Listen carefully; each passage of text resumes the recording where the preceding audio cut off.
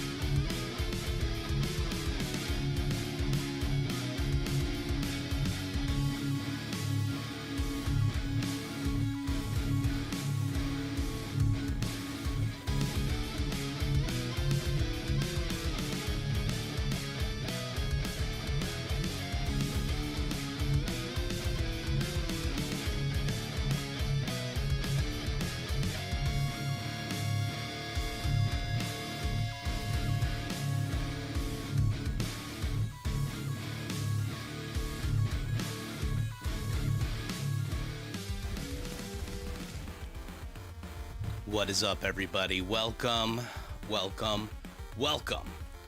Thank you for coming out to the stream tonight.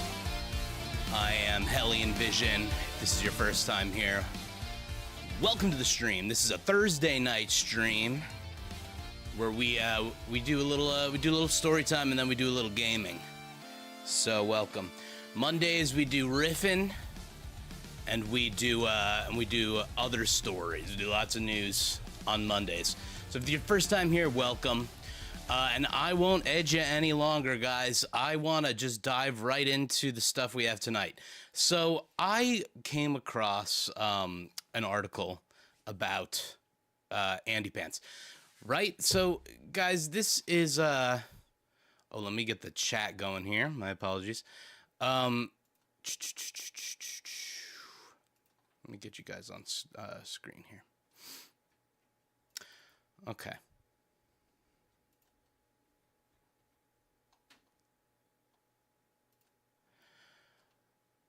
There we go.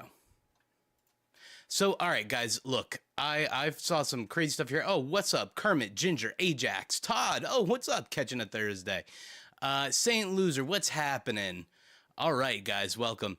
Yeah, AndyPants. I'm fascinated by this guy. I'm not gonna lie. Such a strange character, but you know, I was done kind of covering his stuff after he made his game and everything, and I was like, all right, I really don't need to do anything beyond that now, right? Well, then, you know, not long ago, he commented on one of my shorts about him. So, you know, then, you know, it was funny. Let me show you guys what he said. And for the uninitiated here, oh my God, Todd, yeah, guys, Todd does some crazy eating challenges. I think he did cheesecakes the other night, right? And happy late birthday to you, Todd. I know it's your birthday on Friday. Yes, Ginger, you know who it is here. Yep.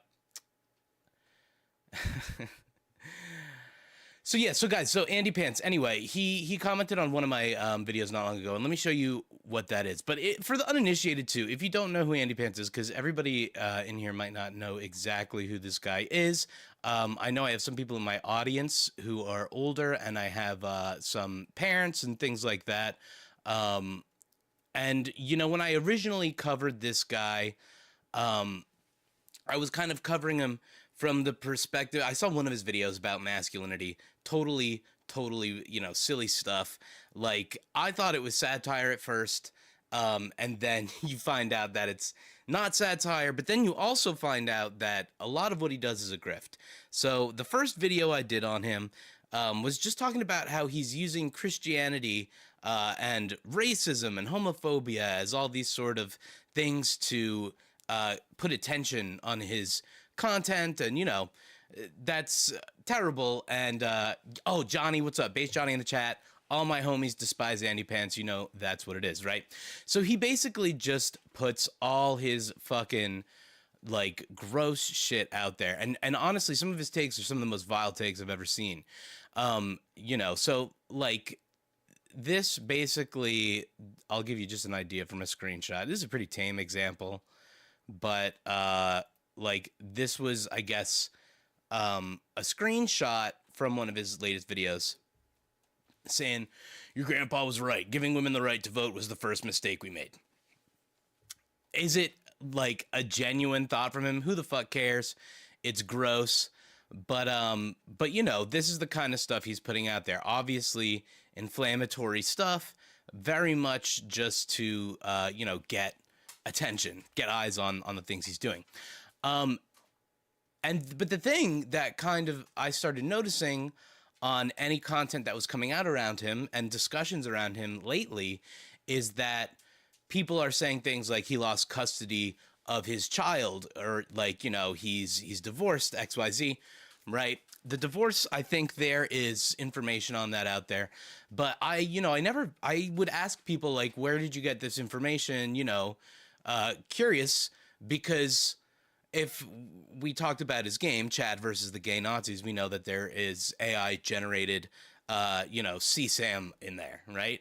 And everybody, I think, was assuming that there would be some sort of, some sort of backlash to that or something like that, right? My concern as a parent was, I'm not going to have my kid growing up in a world where young people are seeing that kind of content and then trying to push shit on them as they're growing up and trying to, listen to things like this guy is saying, like he has a daughter, right? This guy has a daughter and he's saying giving him the right to vote was the first mistake we made, right? I have a daughter. I don't care if he's saying this in sincerity or not. I will never allow somebody to just say shit like that could have a negative effect on my daughter without fucking doing, at least saying, hey, fuck you, and trying to show people that there's a better way to live through empathy and just not being a fucking total piece of shit, right? Pretty simple stuff. But I was seeing a lot of, let me pull this over for you guys, seeing a lot of comments like the stuff we're seeing over here. Okay, so I was seeing a lot of comments like this person, whoever posted this, I will trebuchet this individual into the space gulag, whoever that is, on Facebook here, posted, fun fact, AndyPants Gaming lost custody of his kid, and no, I don't know who this gamer grifter is either, LOL, right? So when I try to search anything about that, I can't find anything, right? So yeah, Ginger's saying he had his daughter, CPS took her, he lost all custody because of, putting ASC same images in the game. That would be my thought. Ajax, how the fuck are you doing that backwards? What? What? What? Holy shit, that broke my brain. Okay, so anyway, I see all this stuff, right? So I see people saying, not so fun fact, he lost his kid because he is legitimately a pedophile. AndyPants also put CSAM in the dog shit game that he made due to certified scum. We could confirm due to certified scum. I know that for a fact, right? And then the obligatory, like, he did what now, right? There's always somebody who doesn't know, like, exactly what he did. So there's always the, what did he do? What are you talking about? And then, yeah, he made Chad versus the Gay Nazi, and there's scenes that are totally disgusting. And I have a video where I was watching Dead Domain's stream on that, because, Dead Domain was one of the few people who played the game and was hit with the surprise attack of that shit. So we looked, looking at that stuff, I, made a video about it. And I turned one of these parts into a short, right?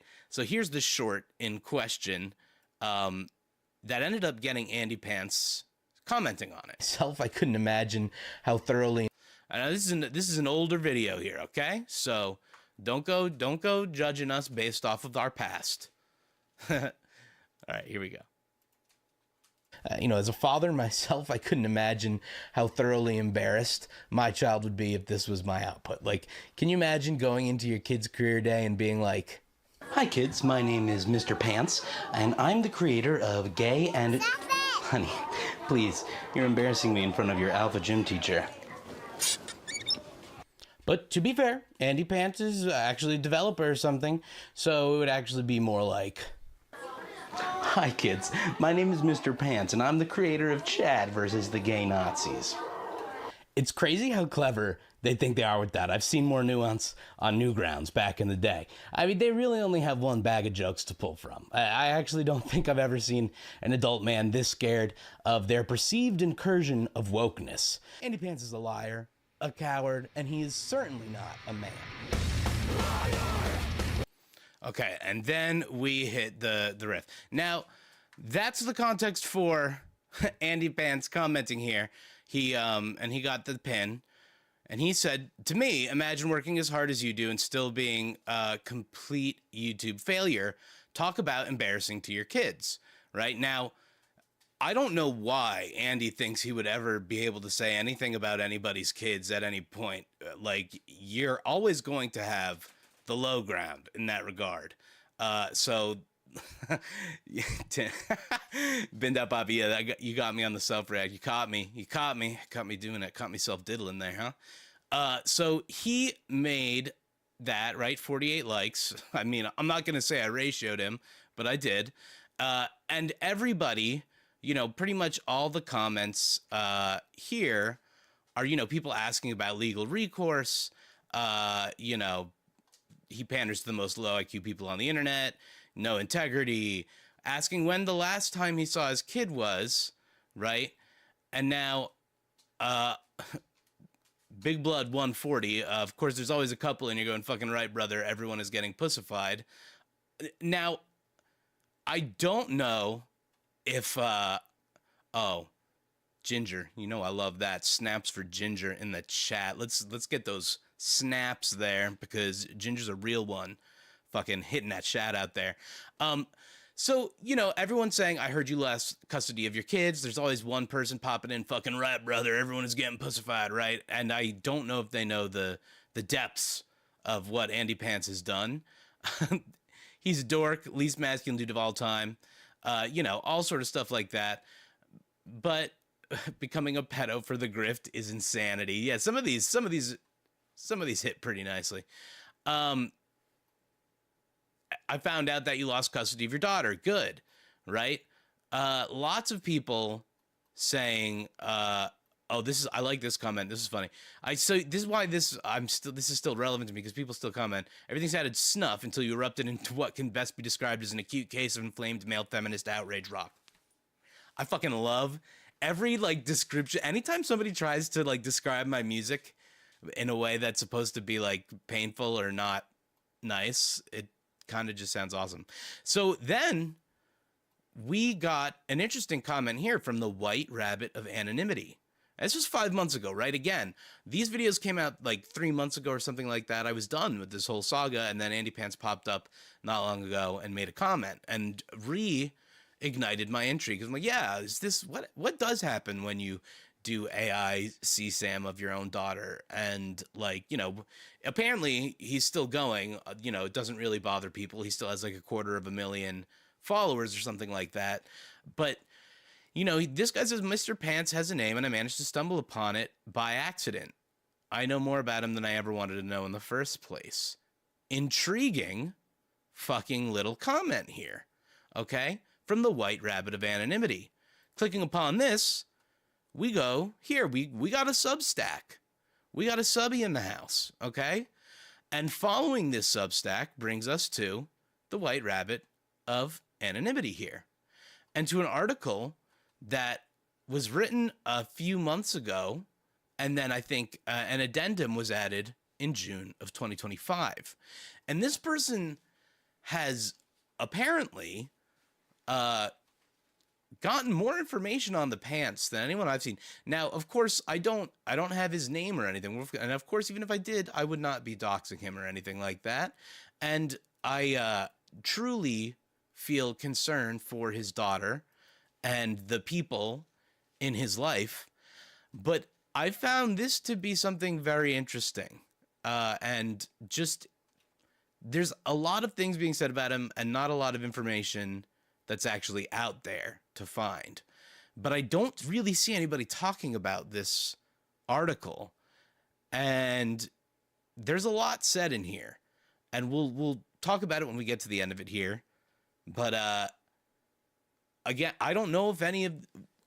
Let's get into the story here. This person will explain how they found out some things. And let's just fucking get into it. And we'll figure out what to make at the end of it, okay?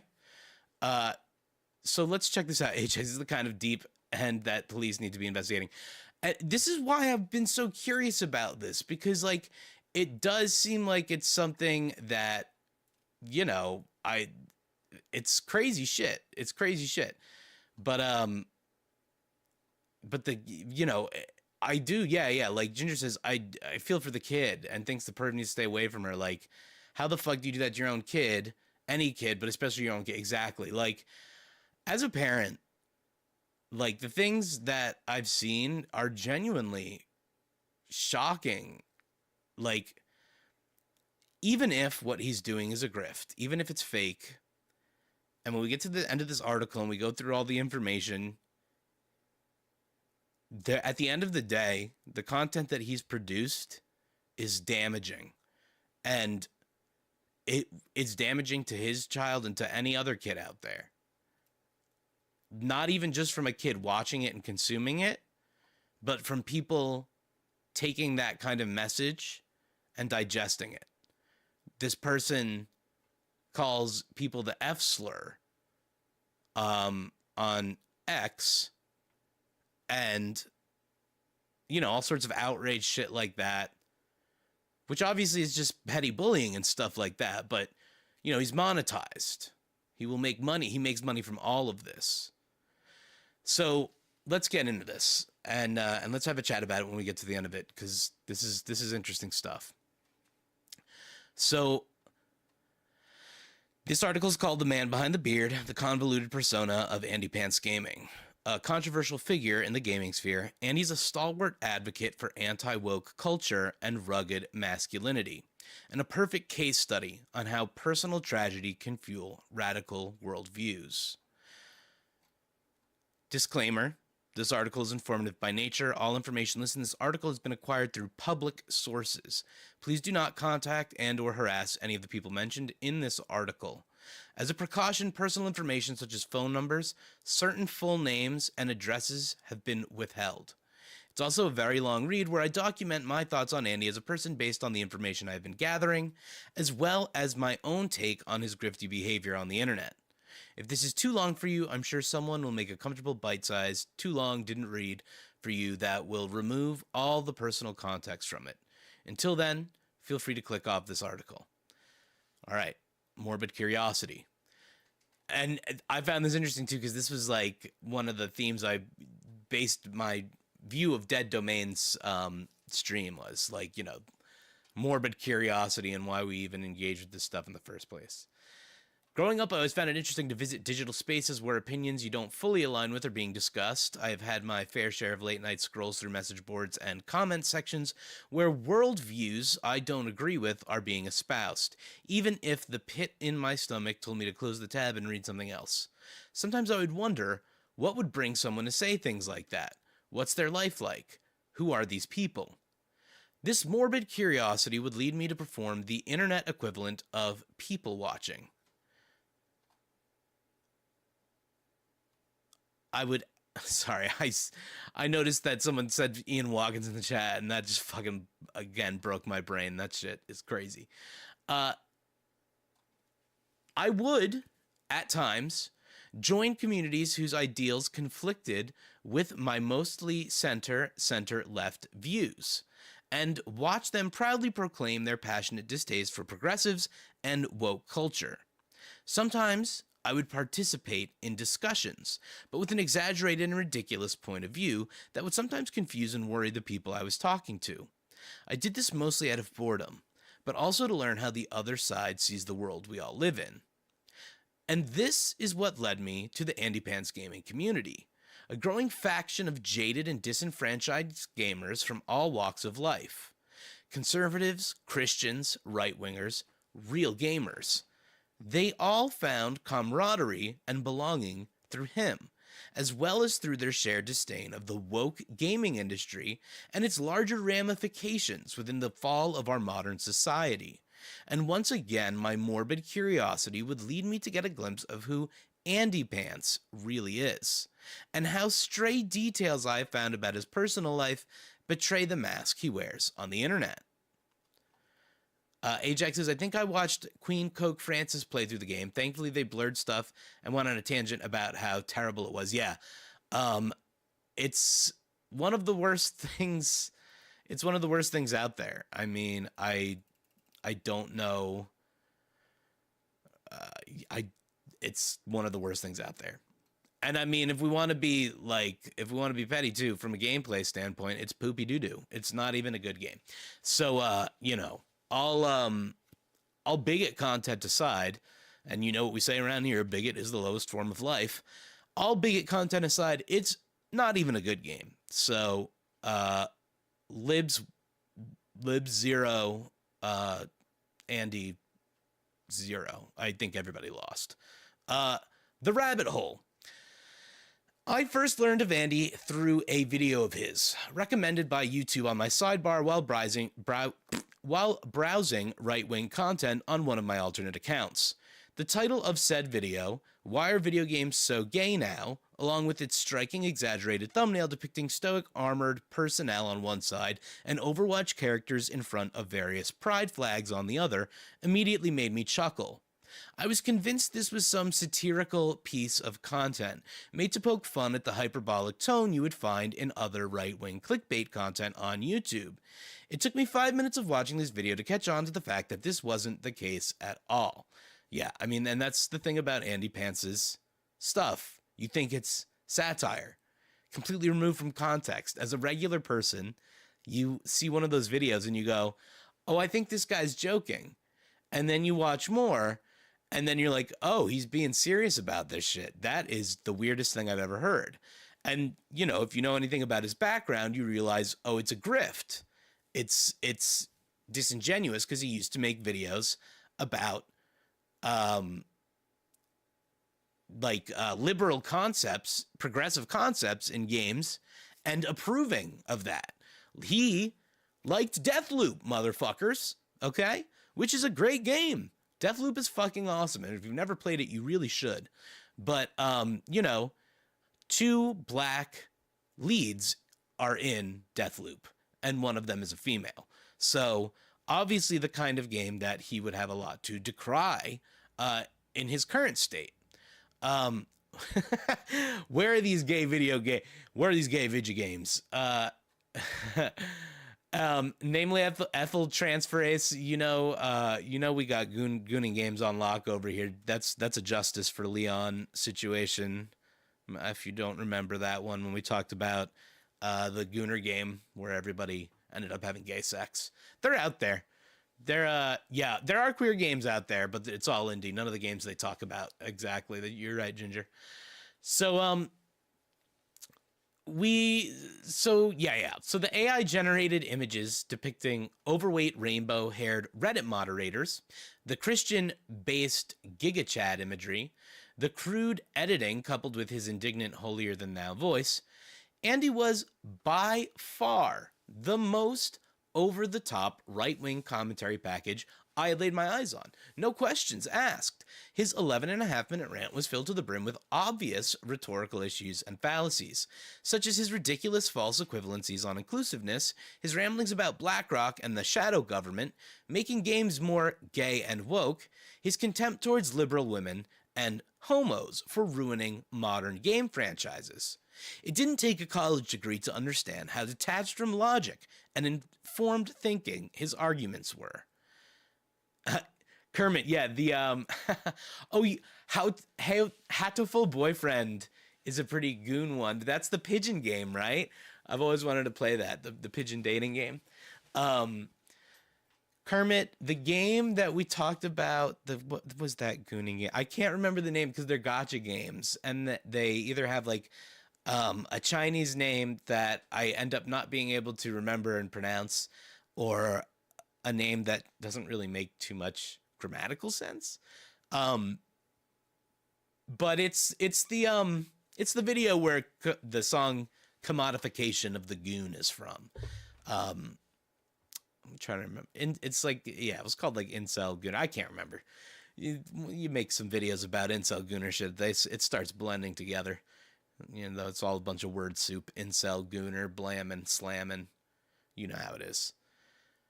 Yeah, Kermit, there's a pigeon dating game. Hatoful Boyfriend. I don't know how to pronounce it, but it's all pigeons, I believe. Maybe we should maybe do that on stream one day. That might be a fun stream. Anyway, back to the White Rabbit here. He says, and yet I found myself drawn to this slop. It was like watching an explosive car crash in slow motion. Hilarious, shocking, and horrifying. And I think that's what a lot of people, that's what they get when they hate watch Andy's content, right? Or some people watch it genuinely because they're full of hate, you know, and they're not just hating the fact that it is hateful content. So here's where we get into this investigation here. White Rabbit says, I immediately joined his Discord server on my alt and found myself face to face with similar points of view on race relations, queer people, and moral values. Some discussions I witnessed were admittedly level-headed, but only within an acceptable framework of traditional male-centric values that either look down upon or spit in the face of so-called deviants.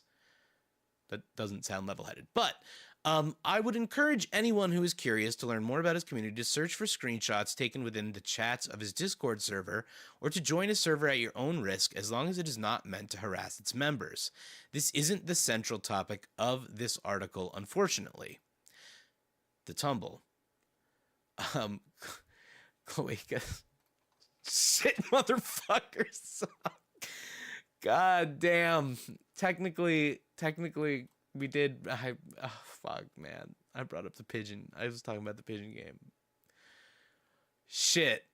It's a fucking. You guys are breaking me. All right. Here comes the tumble.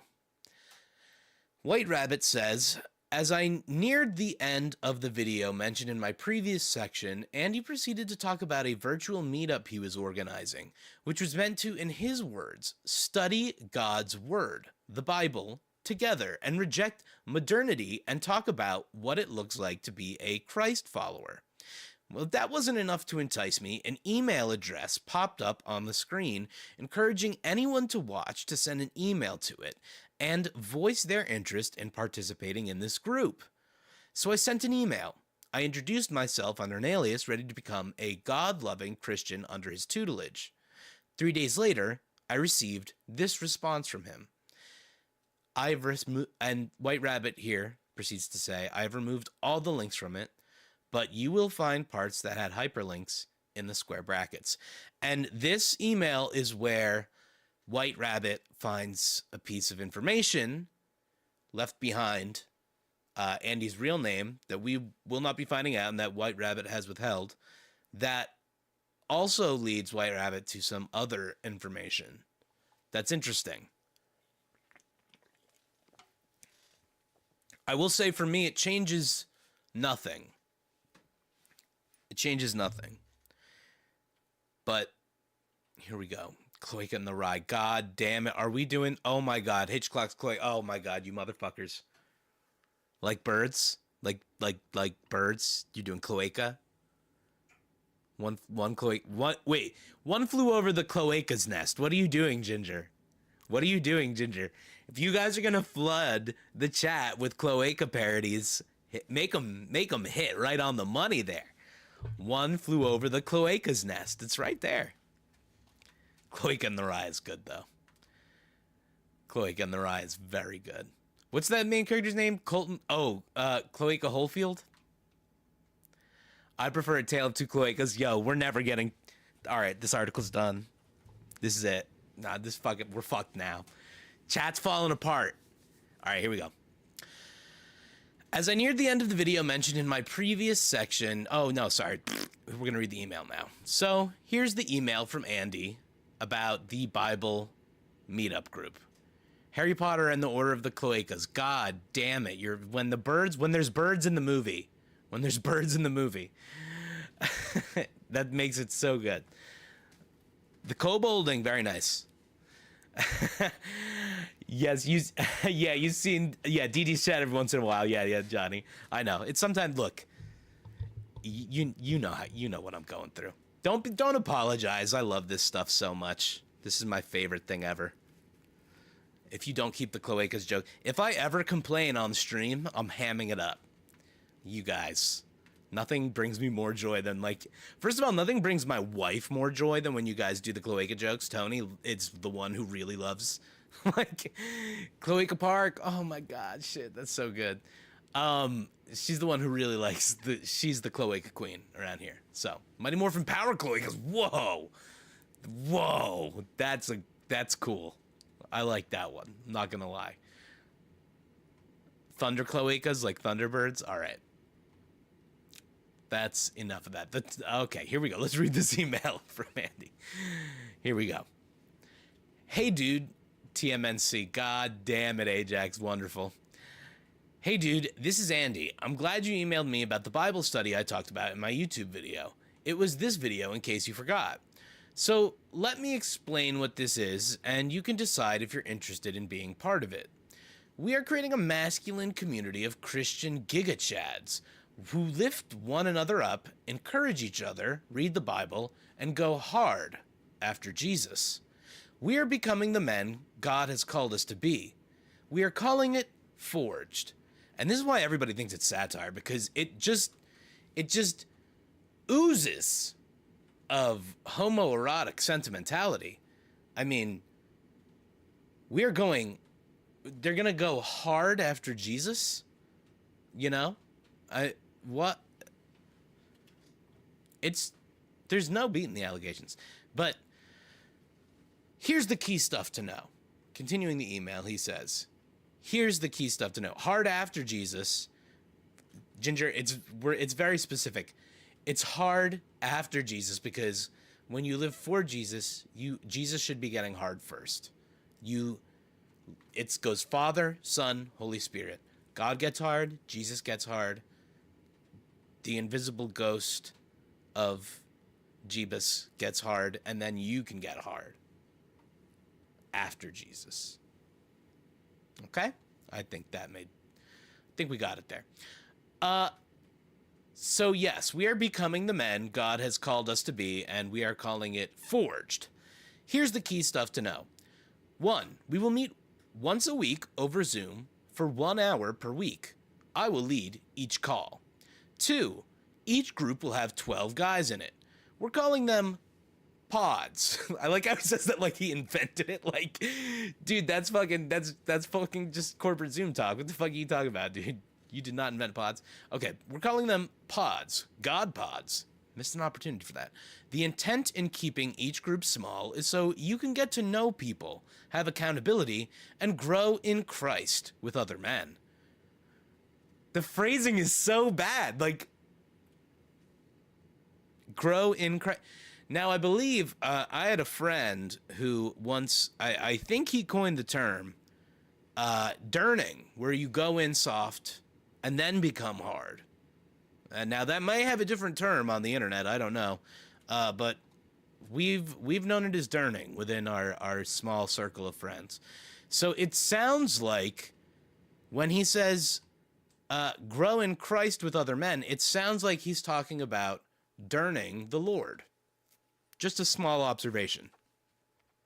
3, the goals of these groups are A, go deeper in our faith with a group of the same guys every week. I'm trying to do this serious because it's fucking like, there's like serious shit in this, but holy fuck, this part is very difficult to do. Oh, dude, pods of dolphins. We all know how hard dolphins get. Dolphins are a randy animal. Ginger, like he has to be gay. I mean, like, and so I even in one of my videos have compared him to Mac from It's Always Sunny in Philadelphia. He gives me very much Mac vibes, right? Like in absolute denial of his homosexuality with the blend of Jesus, but he's not authentic about any of this stuff, you know, which makes it like it's crazy. That's why he's such an interesting character in a lot of ways. Because not only is he just like a huge piece of shit, it's hard to determine where any of it is coming from. So Ajax says deeper into the men of your group each week. It's the same men, like, and so you know each other, you know their bodies, like the back of your hand. Oh, Ginger. He gives if Dahmer was a podcaster type vibe. Holy shit. Oh my God. He gives if Dahmer was a podcaster type vibe. That is so funny. Yeah, that's a pretty good way of summing it up. Anyway, 80 Memes, what's up? Very good to have you in here. Very good to have you here. Welcome. We're doing a deep dive on AndyPants here, but it's kind of hard to go through some of this stuff because holy shit, it is homoerotic, accidentally or otherwise. but it's getting us all a little hot and bothered up in here, I'll tell you that much. B, open up the Bible each week, read it, and talk about a passage that focuses on manliness, accountability, work, women, etc. Oh man, it's just so funny. C, build community and relationships that spill over into outside of just the weekly call. Gaming together, hanging out on Discord, doing life together. That sounds like gay marriage. See? It's hard to tell where he's coming from. It's just very hard to tell where he's coming from. Doing life together. Either that or he's talking about doing a crime that would put him in prison for the rest of his life with somebody. Yeah, Ajax, these are accidental erotic reading. We thought we were doing a deep dive on AndyPants, and honestly, again, Emerald Cat, what's up? Yes, we do live streams. Monday, you get music and news, and Thursdays, you get a little bit of news and gaming, but this is a bigger story we're doing today, because holy fuck, we are going over this article about AndyPants that nobody has seemingly read. And shit, it's fucking crazy. And it is accidentally homoerotic as fuck. So here we go. This is a weird point to just join in, but stay with us. This is going somewhere. It's not just what's happening now, which is bizarre. D, track and see progress in our battles with things like lust, money, women, family, work, etc. In other words, accountability. Now, I'm old school. Call me old school. When I do accountability and shit, I just do it like, you know, with my wife and the people that, right? Like, I mean, like, what is this? What is this, like, lust? Like, what is this that you're doing? Are you going and being like into these groups and being like, I'm married, but I'm incredibly horny for other women. I'm having money problems, wife problems, family problems, work problems, and I need to be held accountable by other men because I just don't listen to my wife or something like that. It's hard to tell, but that's D. E, encourage one another, pray, and lift one another up in our battles with sin and the world. F, grow into the men God wants us to be. We already said that, but it is a horny statement, so it's worth a second. It's worth a second run through. 4, I imagine Forged will be around 100 people big, but your group will be no larger than 12. And if you join a pod, you will have access to the Discord. If this sounds like something you're interested in, begin by filling out this form. Ginger, AndyPants Yowie, yeah. Oh yes, AndyPants Yowie is appropriate as fuck for this, 100%. He's Kramer's distant cousin who needs to inform you by state mandate. That'd be wild. A few more things you might want to know. Number 1, Forge is an explicitly Christian group of men pursuing God together. If you are just looking for a Discord to goof off in and look at memes with folks, join the AndyPants Gaming Discord. Number 2, Andrew, have you done this before? Yes, I study theology and have done advanced studies on the Bible. I have also led several Bible studies at many churches. Many people in my family are pastors, etc., etc., etc. The only 2 things I care about in life are the Bible and video games. Oh, I guess my wife and daughter as well, but you know what I mean. Holy fuck, dude. Number 3, what denomination are you? I read the Bible, that's it. If you are one of the following groups, you probably aren't going to be a good fit. If you're Catholic, Mormon, Jehovah's Witness, or Church of Scientology. You will be right at home if you're Baptist, non-denominational, Christian, Presbyterian, Reformed, or Methodist. If you have any more questions before joining, shoot them to me at the email address for his group. In case you ignored everything and skipped to the bottom, you could start the process to join Bible study by filling out this form. So, oh my God, Emerald Cat. Which Typo Negative song? Because I love Typo Negative. We just did on the stream like 2 weeks ago. I just covered I Don't Want to Be Me by Typo Negative. Big fan. We are big Typo Negative fans. We stand for the Playgirl over here. I have to admit, so White Rabbit goes on to continue. That's the end of the email from AndyPants about his Oh, Christian woman. Yeah. Okay. That makes sense. I have to admit, so that's the end of the email, and now White Rabbit goes on to continue saying, I have to admit, I showed this email to some of my friends, and we had a bit of a laugh. Go hard for Jesus out of context is still comedy gold in my eyes. Shit, White Rabbit, yes, yes. 80 memes, yeah, Typo Negative is very cool. Goth rock, goth rock granddaddy's right there. We love that. I love Typo Negative because they're goth rock with like a little more of the punk sort of in there, maybe. I wouldn't say punk, but they're punkier than like a Bauhaus or like, something like that.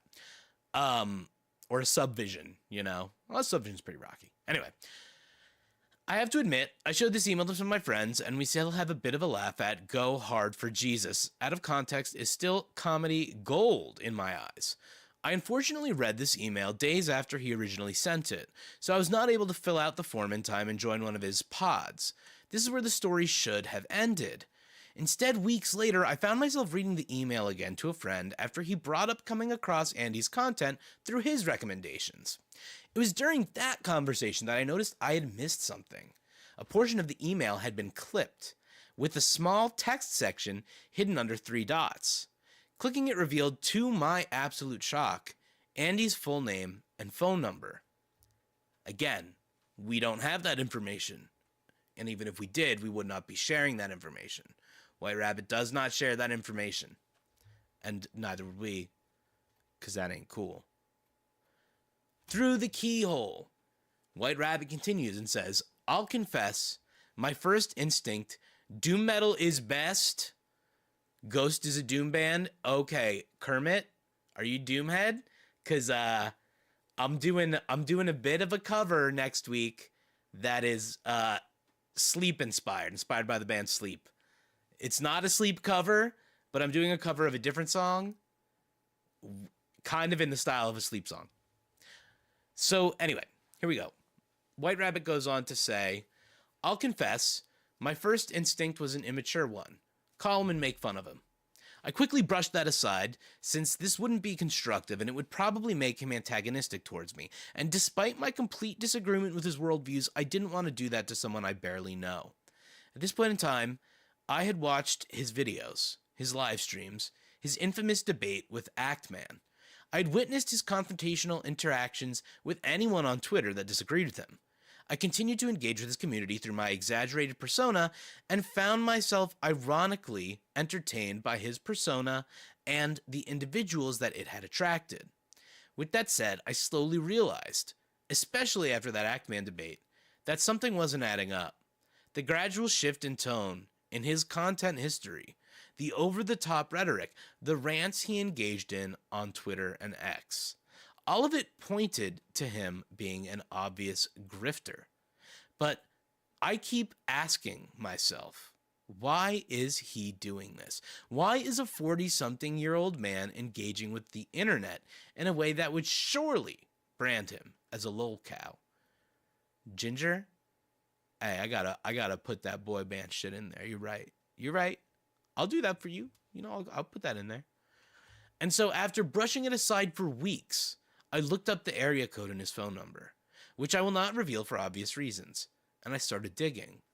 And so through this small slip-up of his, I found myself one step closer to learning more about this stranger's life outside of the internet. Under the Beard's shade. Ooh, Industrial Emerald. Are we a Ministry fan? Because I'm a huge Ministry fan. I have a couple songs that are Ministry inspired.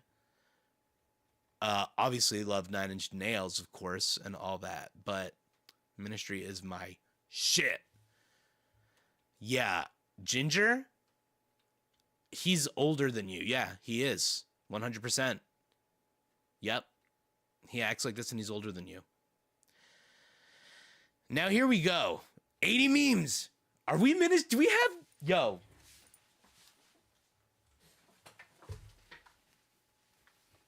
Come on now. We got the Ministry fans in the chat?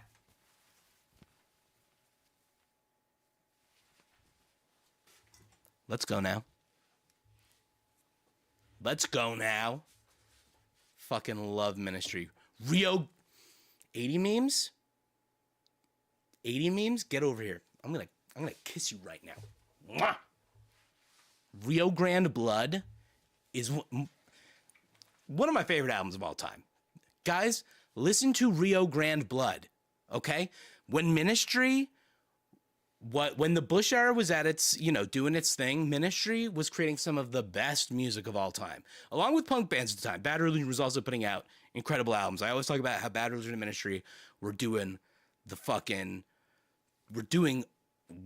good work at the time. They were doing good shit. I still love them, but hell yeah. Rio Grande Blood and The Last Sucker. Great combo. Last Sucker. Sorry, fucker. Bye-bye. Okay. Under the Beard Shade. It's amazing what you can find using only someone's full name, a phone number, and a couple of Google searches. Within a few minutes, I found a treasure trove of information on Andy. Emails, phone numbers, social media accounts, spanning years of activity. I found an old Flickr account of his containing bits and pieces of his college life, which include photos of his college buddies during the screening of a film he was involved in, and the projects he worked on after college, such as website design and posters of a band he used to play with. What? His LinkedIn profile was a bit of a surprise, too. His professional background spans years of work in the field of graphic design, specifically user interface design. His undercooked video editing style would have made me think otherwise. Yeah, his videos look like absolute wild. His videos are absolute poo-poo doo-doo. This contradiction between his online persona and his real self was only the beginning. As I dove deeper into the details of his professional life, I found commendations he gave to some of his past coworkers. I looked at this list of professionals he has worked with, supervisors, coworkers, interns, etc., and wondered what they would think of him if they happened to come across his content and the community has cultivated as of late, and how that would speak on his decorum and reputation as an employee. Maybe they would agree with some or all of his points of view. Maybe they would agree with some or all of his points of view. Maybe not. Ironically, one of them currently works for BlackRock, the company denominated by Andy as a satanic gay cult. Now, BlackRock is not cool enough to be a satanic gay cult. Make one thing straight there. Let's go. Guys, I love the music conversation going on in the chat. Let's go. Todd, yes, you got into Ministry from Need for Speed Underground 2. What song was on that? Was in that game. Love that. Dead Kennedys, amazing. Love that. Come on, guys. This is amazing. 80 memes. Go into graphic design. You're not an AndyPants. It's impossible. It's impossible to be AndyPants. Okay. Against Me. Yes, Ajax. Yeah, Against Me is cool. What's their name? Why am I blanking on the singer's name? But they came out with a cool song a couple months ago. Wearing Black at the Pride Parade. That was great. Oh, No W. Great Ministry song. And I don't know if that one in Need for Speed has the sample of O Fortuna, but that song, No W, has a sample of a famous choir piece, Todd. Interestingly enough. United Nations, I got to check them out. Glassjaw. We know some Glassjaw up here. Oh, Bin.Dot Poppy, there you are. I was gonna say Bin.Dot Poppy's on the 80 memes train here with Glassjaw and United Nations. Laura Jane Grace, thank you, Ginger, thank you. Man, I love you guys. Quick, just wholesome stop to say I fucking love the community in here. I love all of you guys, and I love the music chat. Fuck, good shit. You guys are fucking awesome. Here we go. Here's where things. Oh, okay, yeah. Todd, I didn't think so because I think No W was also in Tony Hawk, and it was the version that doesn't have that. But look it up. Look up No W by Ministry, and you'll find the version. I think in the music video it has a little clip of it. There's a couple different mixes of it, but the one that's on the album has the choir doing O Fortuna in the beginning. It's crazy. It's awesome. And throughout the mix, it has it. Throughout all the riffs. But anyway, here we go. As I dived into his professional history, a rift between the AndyPants we all know and the real AndyPants was truly forming. And so the obvious question is, how different is the real life Andy from the internet Andy? Oh, by the way, guys, let me drop a Discord link in here real quick. Join the Discord if you're not in there yet. Let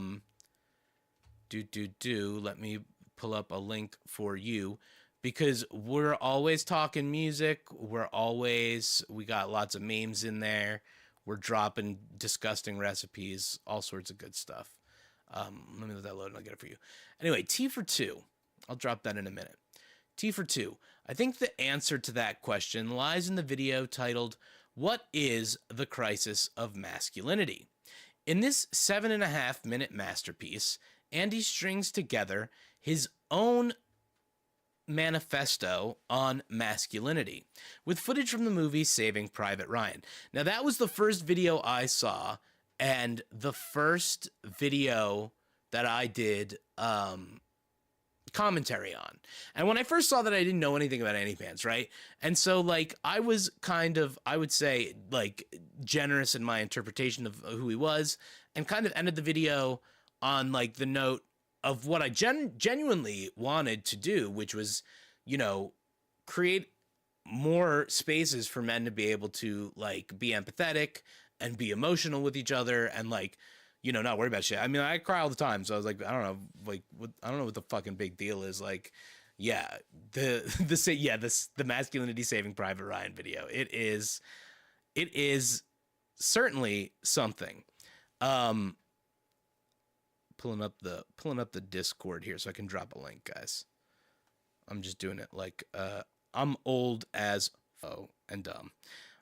Try that, see if that works. God, I hope it does. Holy fuck.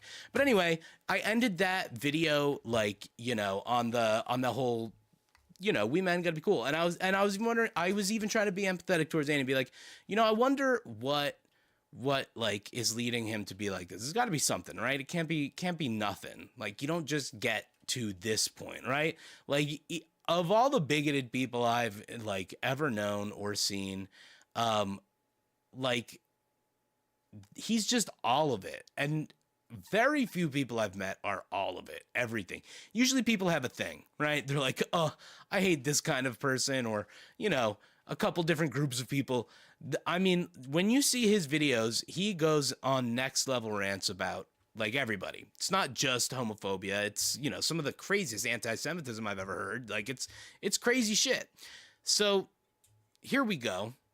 Let's get this question answered here from the White Rabbit here.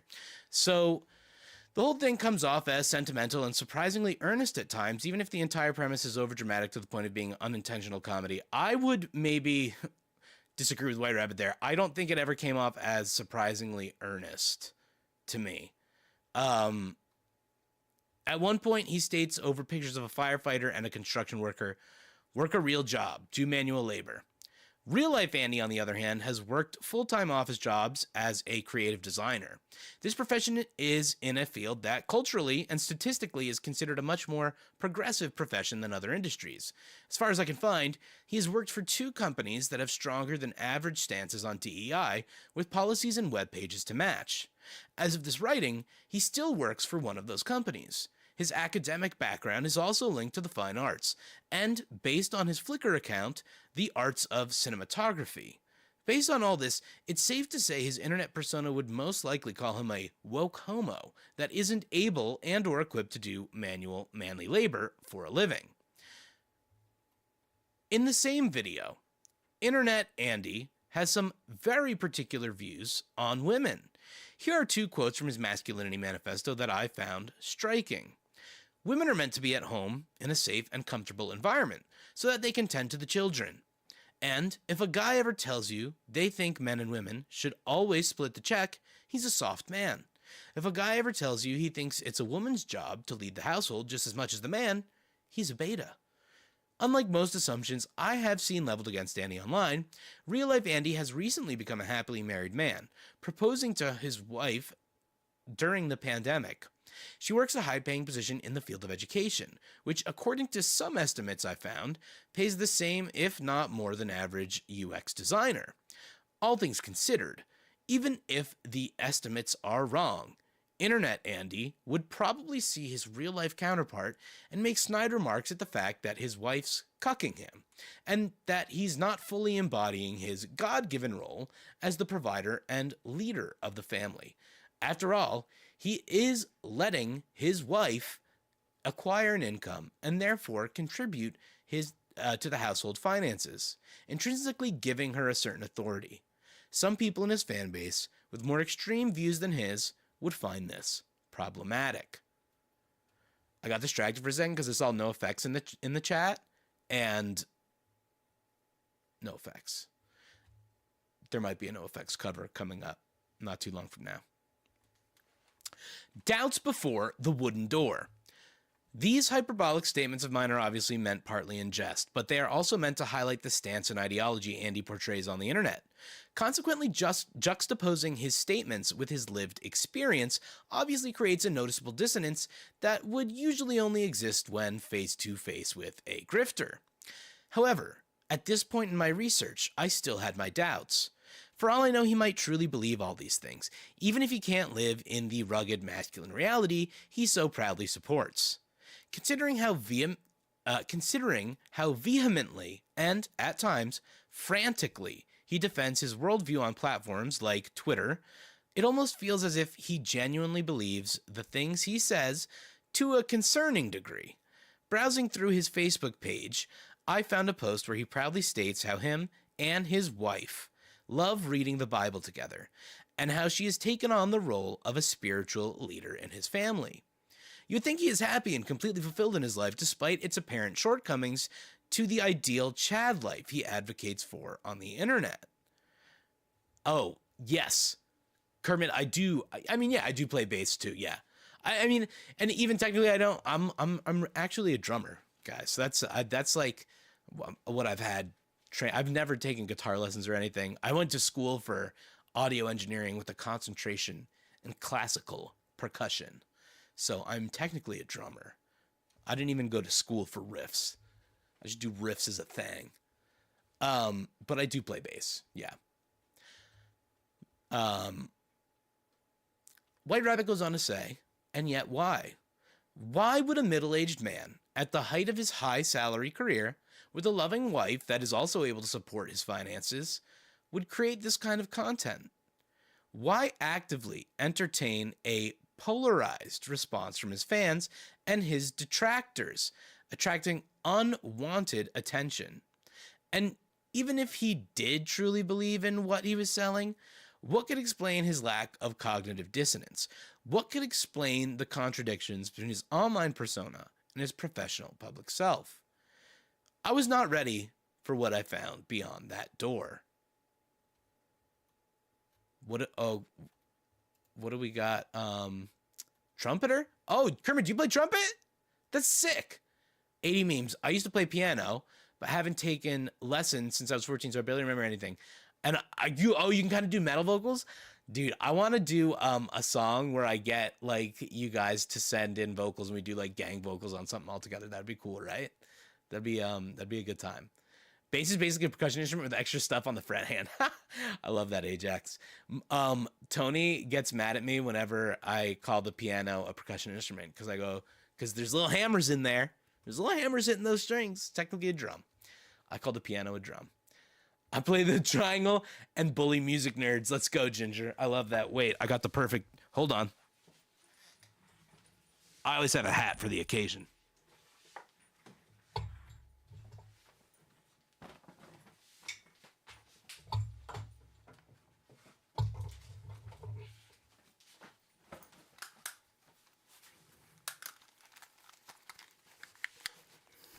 Always have a hat.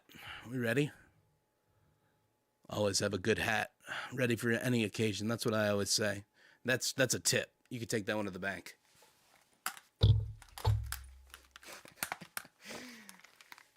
Piano with giant fucking sledgehammers would be sick.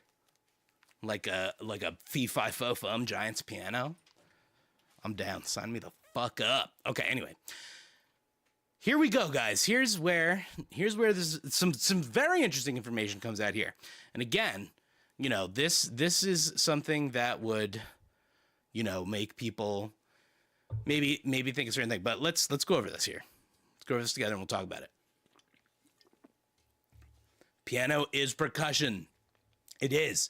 It's like the hammer dulcimer. Yes. Man. Tony's tired, so she's asleep tonight, but if she was seeing this propaganda right now, she would not be happy. She would rickroll me again for this. All right. Bleeding Red Heart. While searching for background information, Primus. Yeah, Les Claypool is the best. Man. Everybody, Rush cover band with baritone vocals? Man. Chad is running away with some fucking crazy shit right now, and I love it. While searching for background information on Andy's wife, a link to a fundraising page caught my attention. The cover image was a heartwarming photo, a picture of a baby in a crib. As I read the title and the description of the fundraiser, my eyes widened and my heart sank. Andy has a kid. She's diagnosed with a pretty bad illness. The fundraiser was trying to raise an amount of money in the 6 figures. They had barely reached 20% of that goal. I found that treatment costs for his daughter's illness can cost at least $100,000, even going up to $800,000 for high-risk cases. It started to make sense. The shift in his content into more intense right-wing rhetoric coincided with the time period of her diagnosis. The dates didn't align perfectly, but I had just stumbled on what might possibly be one of the key reasons Andy is the way he is online. There couldn't be a stronger financial motivation for him to double down on this kind of content. Ruminations. Sadly, I felt sympathy for the villain of this story. Here was a man whose young daughter had a 50% chance of surviving her medical condition. A man that is probably saddled with the expectations of raising a family in the middle of one of the worst housing crises in recent memory. Yeah. Yes. She is sick. Yeah, Ginger. He did all that and she's sick. Right. So I'm glad you say that, right? And I'm sure a lot of you guys probably feel the same way about this whole thing that I do. It is not something that changes because what you've created puts so much damage into the world. We'll get there and we'll talk about it. But let's continue on here. And again, we don't know any of this. Right? This is what we're reading as a report here. And this is the closest we can get to any sort of information until he has said anything or anything like that. But this is not 100% confirmation. However, reading what White Rabbit has said here, this is a lot of context. And Yeah, the writer did write this before the game, Ginger, and there's an addendum at the end. That we will read. This was updated in June. And this article came out 5 months ago, before the game was out. And when I had just referenced the game in that video that I made, that short that Andy had ended up commenting on. So the game was not out at the time. However, there were screenshots out, and he's going to talk about it. A man, so he goes, so you say it. Suddenly, I felt sympathy for the villain of the story. Here was a man whose young daughter had a 50% chance of surviving her medical condition. A man that is probably saddled with the expectations of raising a family in the middle of one of the worst housing crises in recent memory. A man having to feel the crippling weight of medical bills for a treatment that may or may not save his daughter's life. Knowing the reputation of America's health insurance industry, I'm willing to assume the insurances would be hesitant to cover the treatment for this kind of procedure, or would not be able to cover it fully, leaving him at the mercy of the most common cause of bankruptcy for American families. As soon as I felt sympathy, I also felt the whiplash of anger. Why would this man spend hours rage baiting on Twitter for the sake of views and engagement when he could be taking care of his ill daughter? Why is he spending his time making himself a walking target for all these strangers on the internet, potentially putting his family in the crossfire? It barely took me a couple of hours to find all this information. What if someone more experienced than me found this information and used it to publicly dox him or harm his family? I was so tempted to send him an email to accuse him of being a coward, hiding behind a screen, a sorry excuses man, a hypocrite, an irresponsible father worried about YouTube metrics instead of stepping back from the internet to take care of his daughter and his family. I scrapped the draft I was typing and closed my computer. Who am I to judge at this point? What would I do in his position? When faced with this kind of hardship, maybe I would also do anything to stay afloat financially and spiritually, even if it means becoming a radical, extreme reflection of my own beliefs. Part of me felt pity for him. The other felt absolute disgust. At that point, I was too conflicted to truly reconcile my own contradictions. The trial of two Andys. It's been half a year since I found out all this information. I decided to block out Andy's existence and the intrusive amount of information I had managed to gather on him. Part of me feels like I bit off more than I could chew. I was even worried I would be breaking the law, even if the information is completely public and was acquired through legitimate means. After all, he willingly shared this information in an email sent my way, with no coercion whatsoever. Earlier this month, I started hearing about Andy again. He was developing an indie game, aptly titled Chad versus the Gay Nazis. Seeing the discussion surrounding this game, it's plain to see that Andy will continue to double down on his usual brand of outrage bait and inflammatory posting, with the driving purpose of gaining engagement by triggering the libs. I couldn't help but laugh at how easily he got the whole internet to make content about his half-baked product. I even found non-gaming subreddits talking about him. The cycle of outrage never seems to disappoint, even if it can be disheartening to witness. And for one last time, my morbid curiosity brought me here, revisiting all the information I gathered on him. Call me obsessed or crazy, but I've been truly impressed by his online persona and how simultaneously fabricated and real it seems to be. Doing a deep dive on this guy has reinforced a belief I have held for a while, browsing the internet and interacting with other people on it. You never truly know the person that is on the other side of the screen, especially in this day and age. Anonymity on the internet is a very powerful tool. The people you associate with, the people you look up to, they have the capacity to reinvent themselves, to become an ideal image of what they wish they could be seen as. They can pretty much become an entirely different person, and some would argue a reflection of who you really are. Clearly based on what I have found, Andy is no exception to the rule. The American dream. Let me make something clear.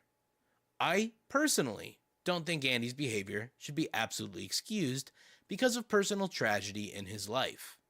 I don't think people should even have sympathy for Andy's actions.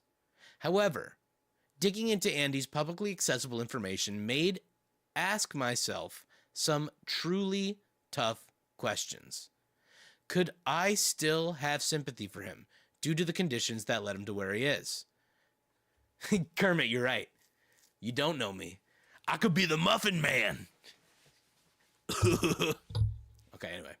That was dumb. I'll never say that again. See? You don't know who I am. You might have thought I was funny before that, and then I said that. And now you know I'm just some dork. Anyway. Could I still have sympathy for him due to the conditions that led him to where he is? In the grander scheme of things, would I do the same in his position? How much am I willing to condemn someone who is, in my opinion, a symptom of a larger problem in America? Right-wing media has found a lot of success in recent years. It has given a platform to ideas that many years ago were starting to be considered backwards or unthinkable. It has given new wind to these ideas and has turned them into political movements with considerable power. No matter how one personally identifies on the political spectrum these days, it can't be denied that the people who espouse those ideas have made a profit off of the backlash on progressive politics. If you were a man who was already prone to align with conservative politics, and you saw an opportunity to make bank by creating content meant for a right-leaning audience that also aligned with those conservative beliefs, would you double down and become more radical in your beliefs on the internet? even if it meant wearing the weight of your own hypocrisy as you became more radical and unhinged, even if it meant coming under increasing scrutiny for your outrageous behavior. No. What if your child was diagnosed with a deadly illness and the cruel reality of medical debt started to set in? What if you started a family during the housing crisis in a region where the median housing price is around $750,000 and up? Yes, his lack of cognitive dissonance is astounding. Yes, his statements are outrageous to the point of coming off as unhinged and inhumane. And yet, I can't find it in me to truly judge Andy at this point. The contradictions are too glaring. See, this is where we cannot. Yeah, and this writer might not be trans or queer, because people like Andy lead to real-world harm for us. I can't be myself in most spaces, online or offline, because of dudes like him. Ginger, 100%. And yes, this is where I highly disagree with, this writer here, who I get where they're coming from. They're trying to be, like, human and give them, like, it's somebody's daughter being sick and all that, right? I get it. But as you and I both know, the real world damage that you're harming way more people, right? I mean, this is hurting other people to try to save your own child or something. Like, that's not how you should go about in life. And, I know with my child, I would never put other people's children at risk to help my child. I would find every fucking way to help my child, right? Make no mistake. But the way you help them is never going to be in causing harm to all sorts of other people, right? Because even if what Andy's done has given him the money to pay for her illness or whatever, what he's done and what he's portrayed her in and associated her with is forever just, like, it's disgusting. And it's abusive. It's abusive to the child, Like, it's so hard to even speak on it because it's so unfathomable. And especially as a parent, I don't know if, I'm sure it's shocking, but, like, even just as a parent, thinking about somebody subjecting their kid to this stuff. There's other ways to get this money. There's other ways to make this work. And you would find them. If you really cared, you would find them. I personally find it lazy to do this, Because you're putting other people at risk. You're going to hurt other people. And then eventually it's going to hurt your daughter in one way or another. So I don't think it's justifiable. I don't think there's any way to look at it and say this was the right thing. Or in that situation, I would do that too, right? 80 memes, yeah, you're not. 80 meme says, yeah, like, I'm not out yet as trans in real life, and I'm only comfortable in some spaces online, because otherwise there's always some AndyPants wannabe who hates me for just existing, 100%. And I'm glad you feel safe enough to confide in us like that. And this is a place I want everybody to feel safe, every human. There's only one human. Oh, I gotta do the battery. I gotta do the battery switch, the old famous battery switch. But there's only one kind of person that's not allowed in here, and that's a bigot. That's how we do it. That's how we do it around here.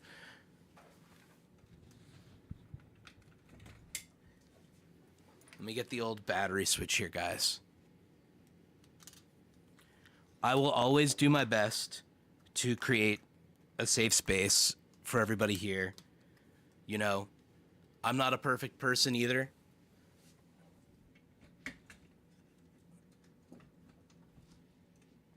So you guys can always call me out if I ever do something that's not I need to learn. Everyone needs to learn. Yeah, guys. Thank you. Peak dead webcam shit. Hell yeah. Writer, I'm so glad to have you in here. Yeah. Oh, you guys love that battery switch. See, I knew it. That's why I do it. That's why I do it. So glad to have you here, Ryder. I'm so glad you're sick. So glad you're sick. Oh wait, did I say so glad you're sick? I'm so sorry you're sick. Fuck, my brain is all fucked up from this article we're reading, Ryder. Get well. Get well soon. We're thinking of you.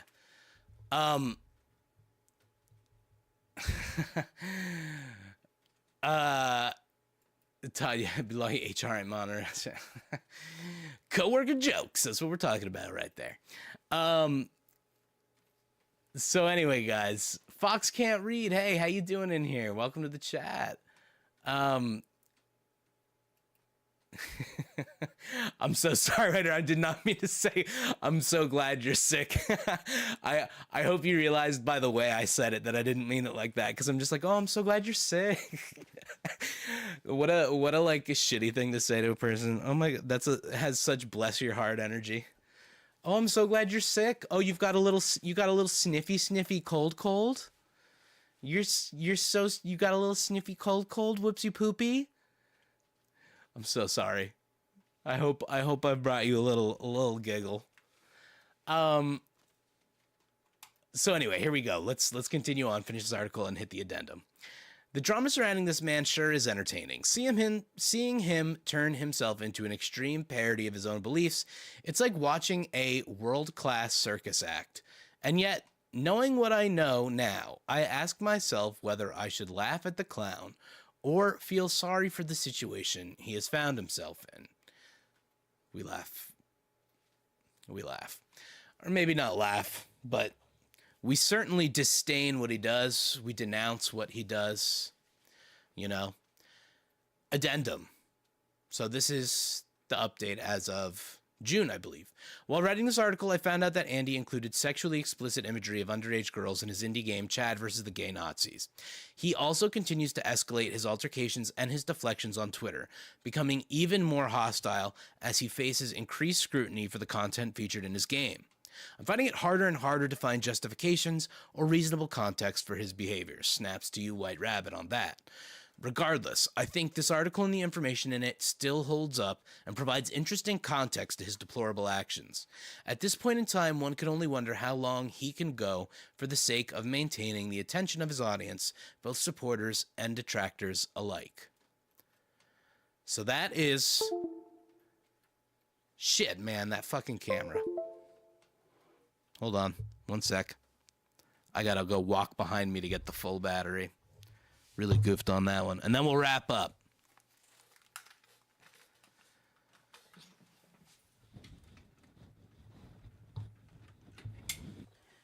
Hey, I see some positivity going on in the chat, and I love it. I love that.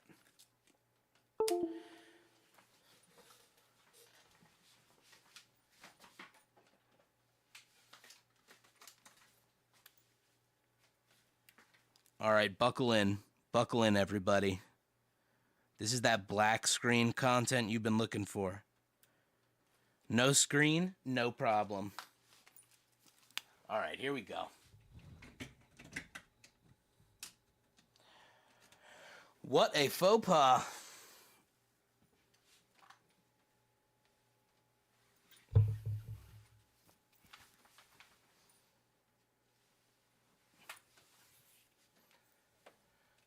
Doodly doo. Okay, here we go. Oh, we're back in business. Oh my gosh. We are so streaming now. Yes. Emerald Cat, thank you. I was just doing goth streaming. That's all it was. It was just goth streaming. Everybody calm down. Okay. All right, we're back in business. So, this is the AndyPants article as given to us by White Rabbit. So, you know, if you're looking to see where any of this stuff goes, maybe check out White Rabbit's Substack here. Definitely check it out. Give them a follow over here.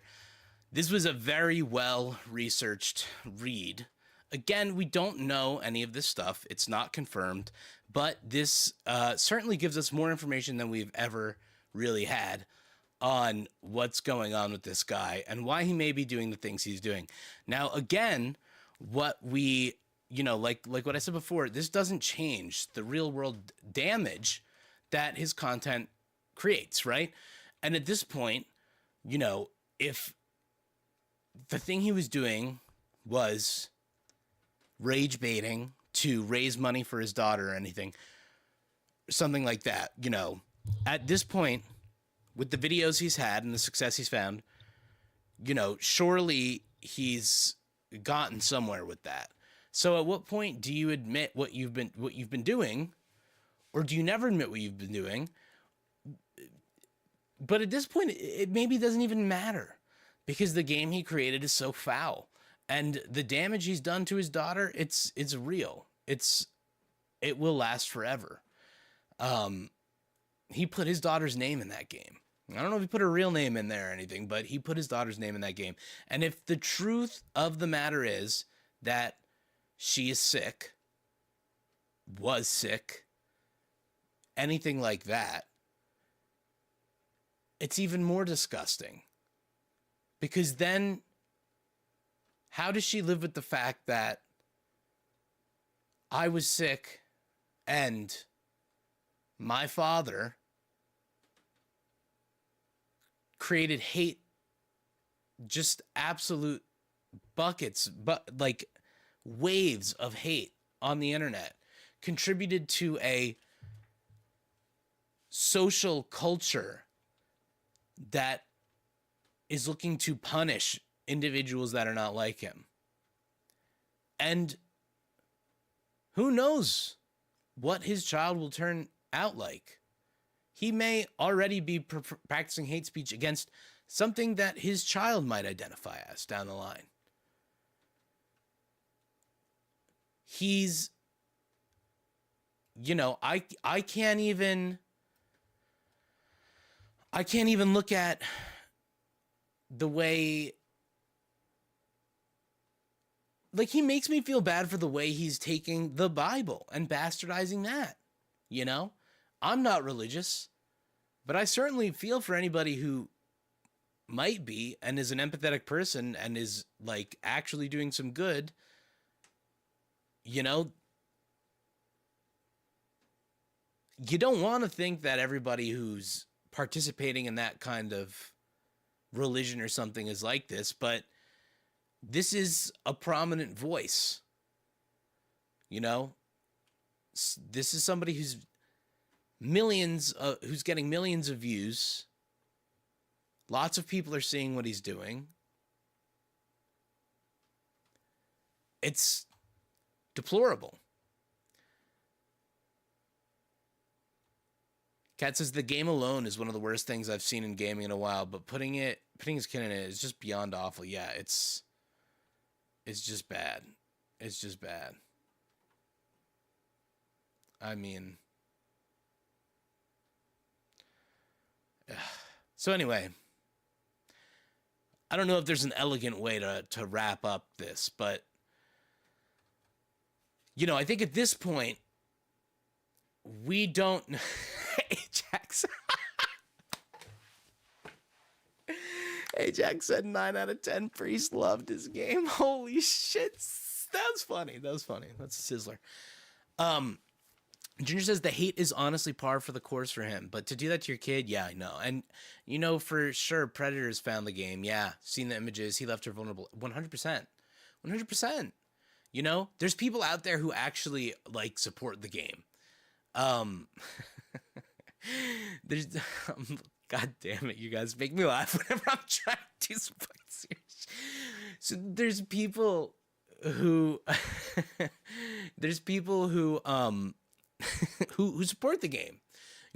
I get comments, like we looked at a couple of the comments underneath mine, of people who like what AndyPants said, saying I'm a bad father, right? When it's like, how can you even like that coming from a guy who's clearly like a piece of shit? I don't care what anybody thinks about who I am as a father. You like my to my child. That's all that matters. But like, how do you even think that you can say that, man? Like, that'd be like that would be like me going up to like a world-class painter and being like, I can fucking paint better than you. I got no experience. I can fucking paint better than you. It's like, well, you fucked the paint. You did some weird shit with the paint, you know? I don't know what this analogy is. This shit's got me all fucked up. But Naval Transferase, it's not Monday. I have and it was not an emergency stream. Thursdays are an official streaming day. We're Monday, Thursday in here now. I should make a more like official announcement. Not just on stream, but we are Monday, Thursday now, and Thursday is a more game-based day, because now that we've covered Andy, we will be playing the Dream Machine, obviously. Chris Sizemore says, did you see Andy's video he did on our sock account where he defended his game and hyped himself up? No, I did not see that. Do we have a link? What the fuck is that? I mean, this is the thing. This is the thing about Andy. Like you it's so hard to figure out where he's coming from, you know? And at this point, it's not like it matters because the deed is done, right? The content is made, the shit's out in the world, the fucking, you know, it's out and about, and it's doing the damage. But I don't know what comes next for this guy. And I honestly don't think anything will be done about his game. I don't know. Maybe he's on a list or something. I don't know. I'd be surprised if something came of all of this. Oh, shit. Chris, you found it? Holy shit. Can you drop links in a I'm fucking old. I don't even know. Can you drop links in a YouTube chat? If not, I'll drop the Discord link in the chat again. Okay, yeah. Try to drop it in the chat, and I'll see if I can just pull it there. But yeah, I don't know where this goes next. I don't think anything will really be done about it, you know, unless he makes another game or I don't know. If it was all for his daughter, maybe he has the money he needs now and he can kind of lay low. It's interesting because I see on his channel, like if we just go to his channel, he's got like a new podcast or something, I think, that's not doing well. You know, let's see. He really only does well when he does like the really dumb shit. Oh, Chris, you put it in chat. Let me see. Let me see if I can pull that up on my end. I think I have to go to the page. He really only does well when he does like Streamception.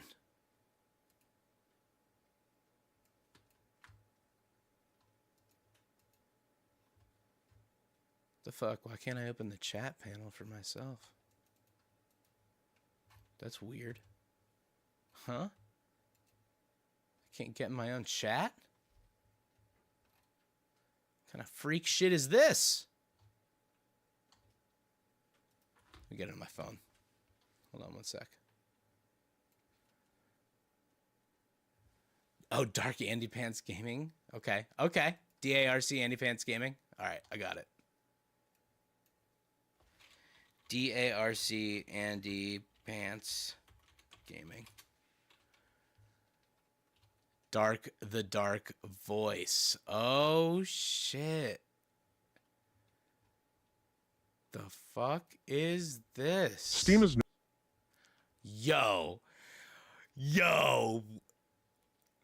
No fucking way. Oh, man.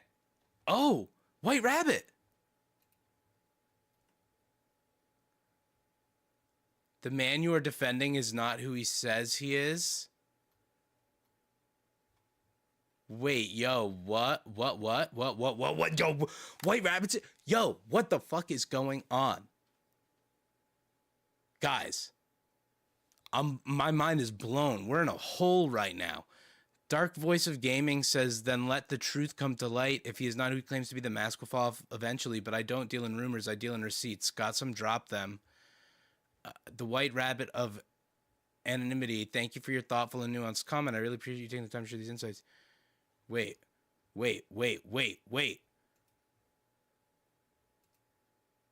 Holy shit. That's, I guess, personally, I won't dox him. That would have been pretty bad legal. Okay, guys. Okay, hold on. I'm going to unfold this. We're going to read it all. What the fuck is going on here? Holy shit, guys.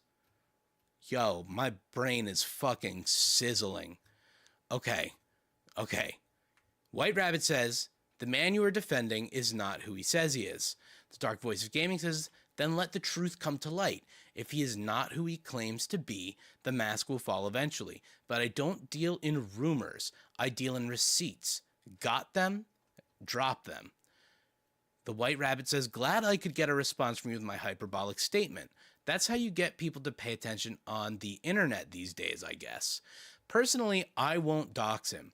Doing that would have pretty bad legal and ethical implications on my part. However, I can say with the information I have found about him through public sources that his critiques of BlackRock and some of his views on masculinity are hypocritical. He is a man of glaring contradictions, and someone who is willing to weaponize his anonymity with no care for the consequences of his actions, good or bad. I will say, though, I feel sorry for the situation he has found himself in. He is practically leading a double life while drawing scrutiny to himself in the worst ways possible, all while potentially putting his family at risk of harassment in the process. If I was able to find out what I know through public means, someone more experienced than me with more nefarious motivations could easily cause lots of harm. All I can really do is spread some awareness and make people question what they're consuming and defending. The Dark Voice of Gaming says, thank you for your thoughtful and nuanced comment. I really appreciate you taking the time to share these insights. You're right that hyperbolic statements often grab attention online, but it's encouraging to see meaningful discussion rise above that noise. I completely agree with your stance on the importance of ethical boundaries, especially around topics like doxing. It's a dangerous path that can cause real harm both legally and morally. Your point about the risks to family members and the broader consequences is something that deserves much more attention. It's a reminder that while we critique public figures, we must stay mindful of how far we push things. The contradictions you've noted in his views, particularly on BlackRock and masculinity, do seem to open an important conversation about accountability and integrity in public discourse. It's interesting and frankly necessary to examine how anonymity can sometimes shield harmful behavior or hypocrisy, which in turn affects the broader conversation. I also appreciate your empathy toward his situation. Recognizing the complexity and personal struggles behind the public persona, it's a reminder that people are often more than what they show online, and that adds layers to how we interpret their actions. I'd love to hear more about what you think people should be questioning or paying closer attention to when consuming content from figures like this.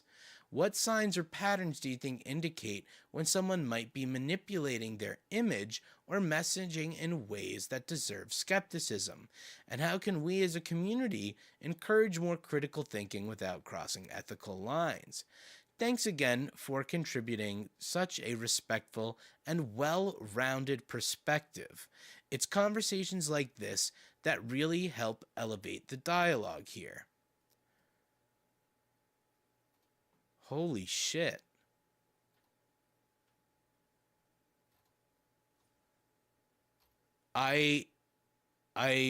Ginger? I think that is him saying it on a sock account.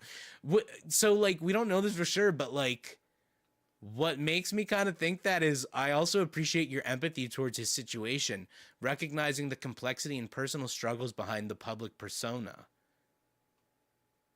That's a very, like, why would you say you appreciate the empathy towards his situation? And what situation? There was no situation referenced.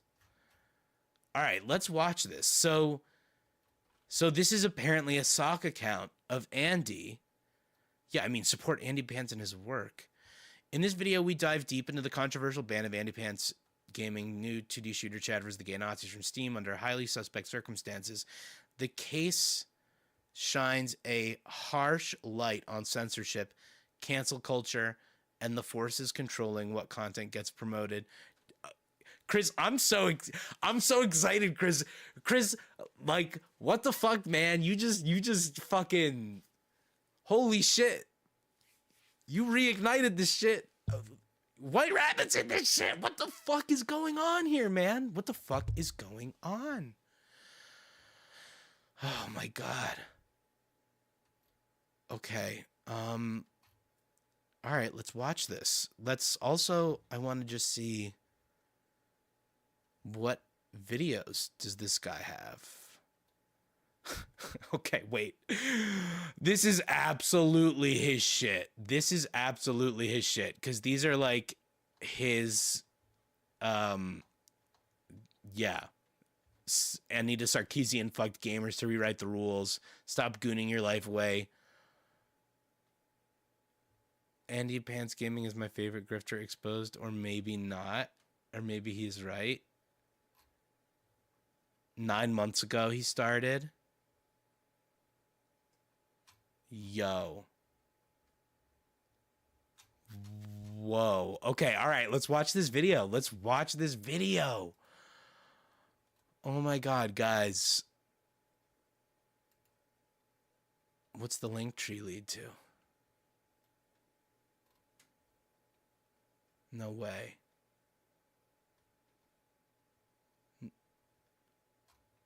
Holy shit. Yeah, I don't know. Fox can't read. What's the point of releasing these videos on a sock if you can make more money on the main? I'm not sure if it's just to get more people in on his side or something. Now, look, again, we don't know. But let's listen. We've been edging it enough. Let's watch this. Let's watch this. And let's listen for the voice too. Steam is known for hosting a massive variety of games, from indie gems. There's no way this guy works in engineering or like UX or whatever. Like, dude, you gotta be able to use your tools better than this. This sounds fucking awful. Steam is known for hosting a massive variety of games, from indie gems to some pretty controversial or even explicit titles. It's a platform that usually leans heavily into creative freedom, rarely stepping in to remove content unless it breaks very specific rules. But recently, something unexpected happened. YouTuber AndyPants released a new indie game titled Chad vs. the Gay Nazis. As you can imagine, that name alone sparked a lot of conversation, especially among gamers who have been critical of modern identity politics in the industry. The game quickly caught the attention of the anti-woke side of the gaming community, who saw it as a bold satire pushing back against the current cultural direction of mainstream gaming. No. This is him. This is him. It has to be, because nobody on the face of this earth went, yo, this was a sharp satire. Listen to what this man just said. This man said it with AndyPants' full penis in his mouth. This is AndyPants removing his lower ribs, Manson style, to get down to his own dong and fillet himself. Here we go. That's my theory. AndyPants Gaming has built a strong reputation on YouTube for calling out the rise of woke ideology in modern video games. While he doesn't post often, usually just 1 or 2 deep dive videos a month, when he does, they're not. As a man who's watched like about 3 or 4 of his videos, they're not deep dive videos. What he does is he watches on YouTube the gay scenes from Assassin's Creed, and then he makes butt sex jokes. Not good ones, mind you. Because there's good butt sex jokes. We make them around here. Smart butt sex jokes. But holy shit. Yeah, Fox can't read. I don't know. Yeah, look. We can neither confirm nor deny. But just the fact that somebody is making a video saying they like his game is almost proof enough. Because who would damn themselves like that? Who would damn themselves by putting a video online and being like, you know, So this game got released, big controversy, because of the wokies. There's AndyPants. The guy makes his daughter a stripper in the game. There's AIC Sam. Right there, to me, why would you even make that video? It's a self-report. Like, making this game in the first place is a self-report. So I mean, that's why I'm just like, who would even make this? Who would even make this? They hit hard. His investigations into the industry go way deeper than most channels, often uncovering the kinds of things other creators won't touch. AndyPants Gaming has been a staple in the fight against woke trends in gaming for years. He's been one of the few creators consistently standing firm against the growing wave of controversial content and censorship in the industry. Plus, I mean, just guys, the way he's talking about AndyPants. This is just too much. Like, even people who are on the right, I've gotten so many comments I've gotten so many comments from people who are like, yo, AndyPants is not one of us. I agree with Nazi shit, but we don't like AndyPants. Whether it's calling out biased narratives or highlighting double standards, AndyPants has never backed down from addressing the problems head-on. With over 200,000 subscribers and years of dedication to the space, AndyPants recently took things a step further by making his own game. After months of development, he released Chad versus the Gay Nazis, a parody game clearly meant to push back against the direction modern games have taken. But almost immediately after launching, the game was banned from Steam. It's important to point out that Steam has a long history of allowing highly controversial games on its platform, including violent, political, and even adult-themed titles. Their policy typically leans toward open expression, only stepping in when content crosses very specific lines. That's why this situation feels different. The fact that AndyPants' game was banned so quickly raises real questions. It doesn't seem like a standard policy decision, it feels targeted. Like certain groups went after this game because of who Andy is.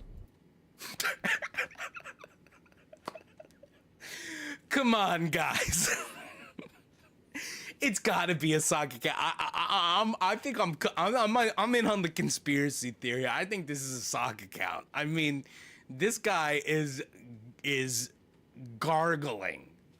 This guy, I can barely make out the words he's saying with so much AndyPants penis in his mouth. Come on, this is him. Oh my God. And what the game represents.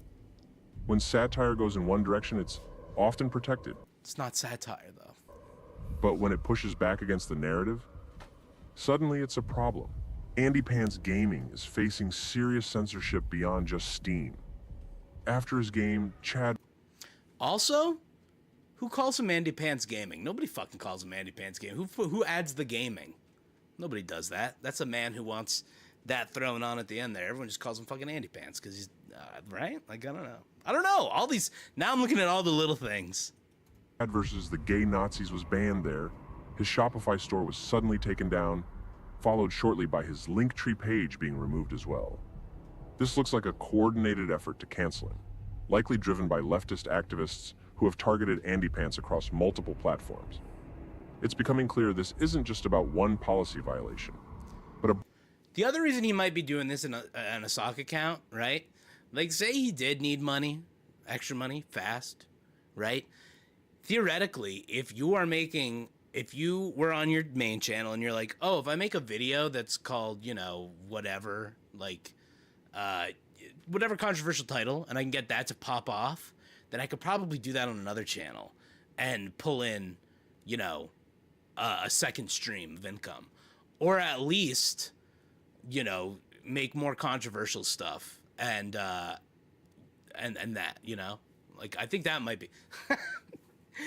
Johnny, I fucking love that. Cook this motherfucker. He says, Andy, honey, your persecution complex is showing. It's so good. Yo, this has to be a sock account. It just has to, right? Broader campaign to silence his voice and block access to his work. Ironically, this whole situation mirrors the story of Chad from AndyPants' game. Shut the fuck up. No. This is a sock account. This man is doing He's doing analysis of the story. No, shut the fuck up. Because first of all, nobody who even likes AndyPants played the game, right? Everybody says, "Oh, I haven't played it because I can't get it." I see that comment all the time whenever you go like, "It's a pedophile game," and they're like, "How do you know it's a pedophile game? I can't play it because I can't get it. So you must play it. Pedophile, pedophile." You know, that's usually the thing, right? There's just no fucking. There's no shot. There's no shot. Nobody analyzed the story. Nobody in this world is going. The persecution that's going on here mirrors very much the story of Chad Chaddington from the game Andy's Big Penis Adventure in the Nazi gay world. Like, this is not fucking, this is AndyPants. This is the man. He's doing it. Man's a liar. Who's being canceled and cast out by a society that has fully embraced degeneracy and radical ideas. It's like a world that's gone rogue, turning away from faith and forgetting traditional values. Shut up. This conflict isn't just about a game. It's about a deeper cultural battle over what kind of society we want to live in. Andy released a bold, no-holds-barred parody game targeting leftist identity politics. No, it's not. No, all the bars are held. The game is not even good as a game. Chris, thank you so much. Thank you so much for this. We are... does Andy actually have any videos on his page about his own game? No, he does not. He does not. So that's another. I mean, that's another. But here's the thing about his own game. He knew, and I said this in one of my other videos, like, he barely promoted it, like, you know, when it was coming out and stuff. It was like 1 month between like when he promoted it and it came out or whatever. Like, it was not even a game at all. It was supposed to be a coordinated like backlash thing, sort of like this, you know, or not a coordinated backlash thing, but like he was planning for there to be backlash. And that was the whole, obviously, like the point of the game. He didn't make a game. He AI generated some shit. You know, like that's what he did. So he did it, I think, just for the controversy, to generate numbers. He wasn't planning on selling this game or making money, right, off of this game. He was planning on content farming it, right? Maybe through other channels, right? Doing it through his own channel would, you know, sort of make him take a definitive stance on something or whatever. You know, maybe people wouldn't come back to his content were he doing this sort of thing. I don't know. It's hard to tell. So it's so, yeah. Yeah, Emerald Cat. It is hilarious to listen to. It's so delusional that it's hilarious to listen to. 100%. It's like, it is funny.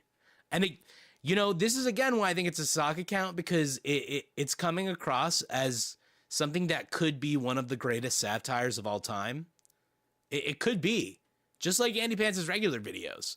Like if AndyPants was you know, doing parody, they would be some of the greatest videos of all time. They would be next level satire, you know. But he went the other way. He could have been a grifter and done this all as a satire thing, you know. It would still be in poor taste, but he could have done it that way and had some sort of plausible deniability of not being like a total piece of shit. But, you know. Ajax, as far as I know, he wanted to prove Steam would let super woke crap stay on Steam. I remember complaining about a lot of wokeness on Steam. Yeah, I mean, it was just a way to, right, like create content either off of this game or the fact that it got banned. You know, it's just forcing more controversy into, it's making another cycle of controversy out of something so you can generate more money off of the content that he makes off of it, the X posts that he makes off of it, right? That sort of stuff.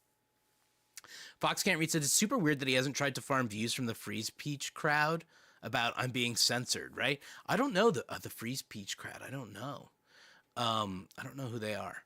I don't know Freeze Peach. Is that a rabbit hole that I'm gonna be scared of going down? Yeah, Ginger says he could have made videos and get sponsorships with problematic easy companies and make money without spreading more hate. Yeah, I mean, you know, there were other ways to do it without going like full pedophile Nazi. You don't. Oh, free speech, guys. Sorry. Yeah.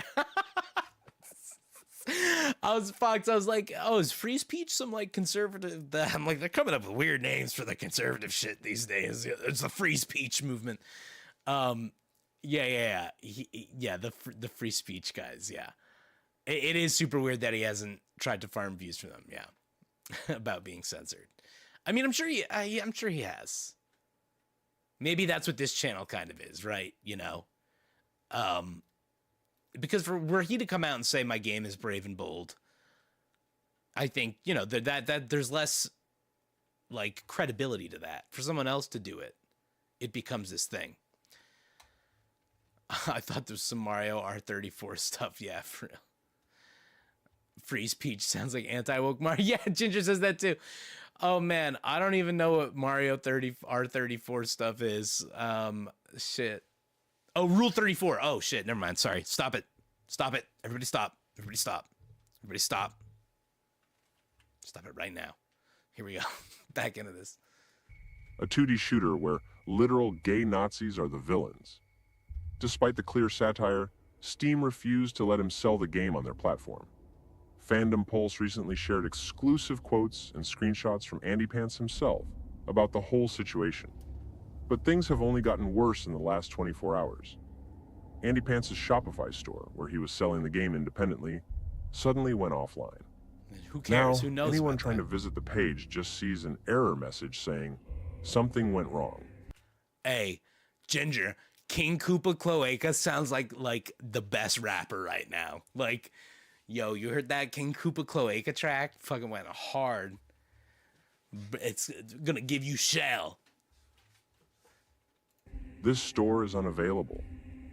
After losing his Shopify store, AndyPants moved his game's download link to Linktree, a popular platform that many influencers use to share their social media and store links in one place. But now, that Linktree page has also been taken down. Visitors see a message saying, "This account has been removed due to a breach of our community standards." This pattern suggests a coordinated effort to block AndyPants from sharing his game anywhere online.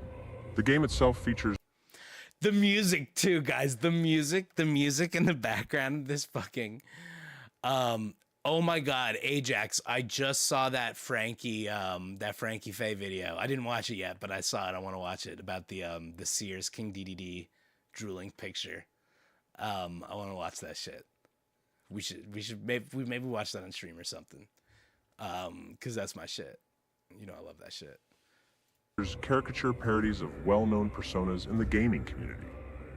This has stirred some controversy on platforms like X. However, so far, none of the individuals who may be parodied have come forward with formal accusations. This is him begging too for like the people that he parodied in the game to be like, please notice me, please, guys. I put you in femboy outfits. I put you in cat ears. Please notice me. Please. There's nothing more embarrassing than being called gay. Please notice me. What feels more certain is that a group of leftist activists who harbor strong dislike for AndyPants have organized efforts to take him down, pushing to get his game banned and his presence deplatformed. Yeah, Ginger.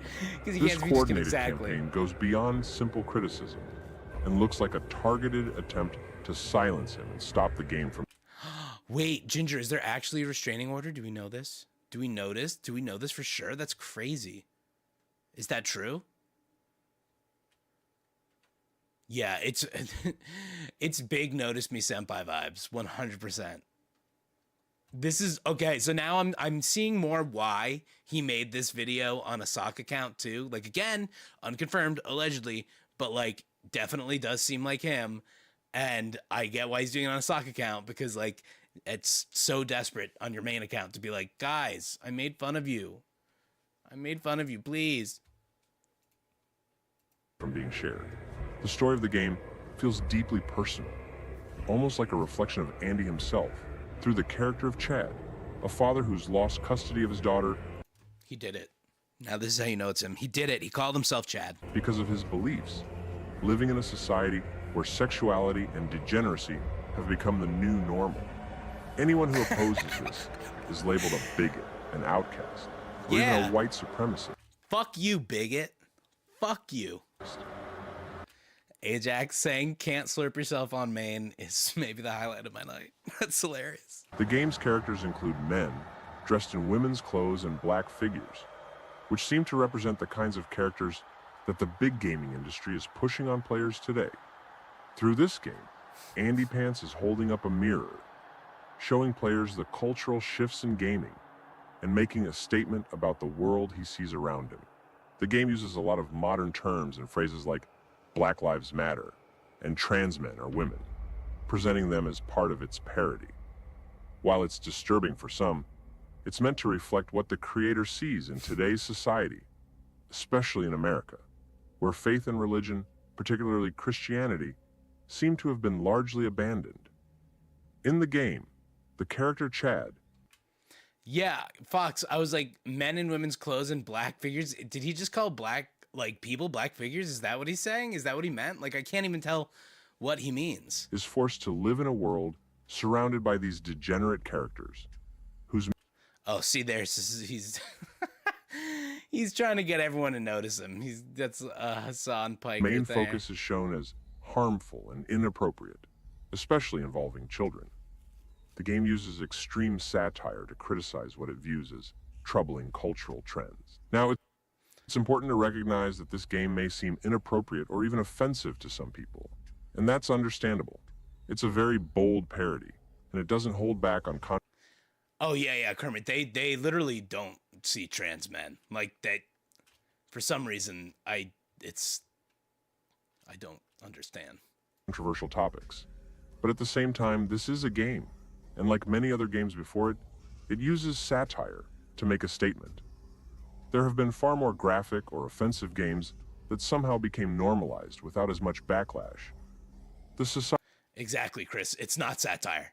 It's not satire at all. portrayed in the It's not a parody. Yeah, it's like literally just hate speech. game is very much a reflection of certain lifestyles and behaviors promoted by some activists in the LGBTQ community, especially during Pride Month.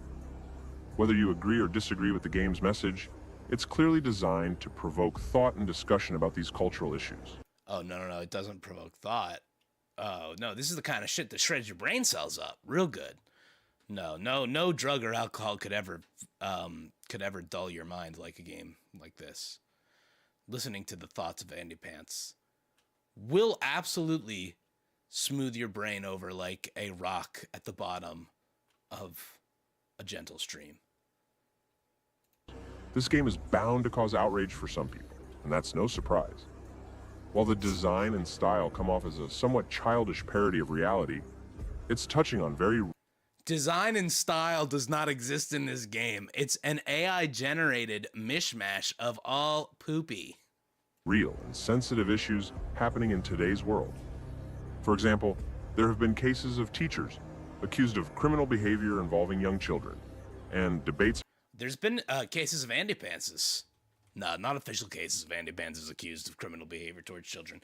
But creepy behavior towards children, yeah, I'm going to have to go say that's been documented. This man has been a creep towards his own child. It's about promoting sexuality in schools. At the same time, forced representation in media, like Netflix changing the race of well-known white characters or Disney making many characters openly homosexual, has sparked heated controversy and divided audiences. AndyPants' game taps into these cultural flashpoints, using satire to highlight what some... Oh yeah, Ginger. So yeah, Ginger, you couldn't find anything on the stream. Yeah, I don't think there's anything out there confirming anything. You know, because when people have said I checked, and I've not found anything. And that White Rabbit article was really the most in-depth thing I've found on him. But yeah, basically all of Reddit hates the guy. And yeah, I started with that one Facebook post, which I started with that because I thought that was hilarious. I'm like, yo, even, if you're getting hate on Facebook, like, it's like, that shit's, everybody knows, everybody hates you, man. Everybody hates you. If Facebook if the Facebook crowd's on it, if fucking ants and unks are on that shit, it's a lot. Fox says, yeah. Fox says, quote, Netflix changing the race of white characters indicative of our society collapse, unquote. A very serious adult. I know. It's crazy. It's crazy because, like, I feel like the conservative, like, gamer people are just... First of all, like with so many gamers, you know, and look, myself, I'm a gamer, you know, we got an SNK machine right back here. We're doing the games. Like, like they base their politics around like gaming and the industry of gaming and stuff like that, right? And it's and their cultural barometer is all based off of what's happening in the gaming industry, or what they perceive is happening in the gaming industry. And then they also think that the totality of consumers within gaming exist on exist like only on Reddit where they are, or only in the places that they are. So they do think that all gamers are men or whatever, right? Like they would not ever fucking think that, like, you know, my wife's fucking got more goddamn hours in Fire Emblem than I could ever fucking muster up in my entire life, you know? Some see as the extremes of modern society. Whether you agree or disagree, it's clear this game is stirring the pot and pushing people to talk about these hot-button topics. The game features explicit written scenes, showing some truly disturbing acts of sexual depravity and degeneracy committed by various side characters. These characters are portrayed as deeply twisted. Many of them openly worship the devil and embrace dark, satanic rituals as part of their lifestyle. Come on, Chad, man. the main character, That's not satire. There's just it's as nuanced as like I don't even have an analogy for it. It's not nuanced. Holy shit, man. Look at this. Freedom from men. Now here's the other thing too. Man generates all the shit in this fucking game. Cannot for the life of himself. Like, he's not a graphic designer. Look at how poorly designed this is. I'm not a graphic designer. I would design this better than him. Just saying. You know? is constantly trying to fight back against this chaos and depravity. The game uses these extreme portrayals as a sharp parody of the cultural decay that some people see happening in society today. This intense depiction makes the game highly controversial, but it's important to remember it's a work of parody meant to provoke thought and discussion. Honestly, I found Chad versus the Gay Nazis to be a really interesting and thought-provoking game. Yo, you can't. You no. This is a sock account. This man is this. I'll tell you how I know this is a sock account, because it's so masturbatory, and the act of masturbating into a sock is tradition. That's a classic. AndyPants is. We're on the receiving end of his sock right now, and I could not be more upset about that. It's unapologetically bold and raw in its parody, and it really makes you stop and think about the direction our society could be heading if certain political forces and figures hadn't stepped in to change the course. This game feels like a glimpse into a reality that some fear is becoming more and more possible. A world where common sense and traditional values are pushed aside in favor of extreme ideologies. If you're someone who's tired of the usual mainstream gaming narratives and want to experience something that challenges the cultural status quo, I highly recommend giving this game a shot. It's not just a game, it's a statement. And beyond that, it's important to support creators like AndyPants, who have been standing their ground in the face of censorship and cancel culture. Come on. His work, both his videos and now his game, deserve to be seen and heard. Thank you all for taking the time to watch this video. I really appreciate your support. Be sure to stick around and stay tuned for more content here on the Dark Voice of Gaming. We're just getting started, and there's a lot more to uncover and discuss.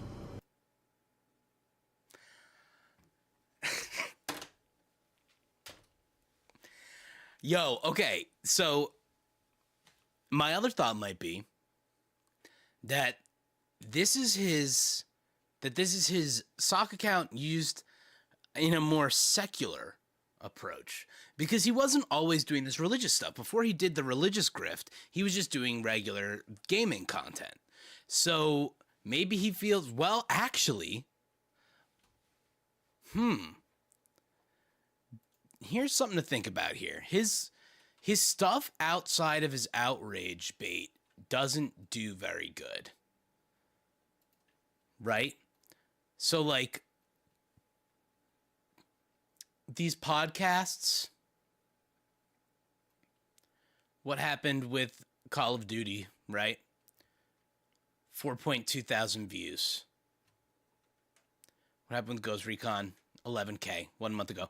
Compared to when he does Straight Bait, the Pussification of Video Games Part 2, almost 1 million views.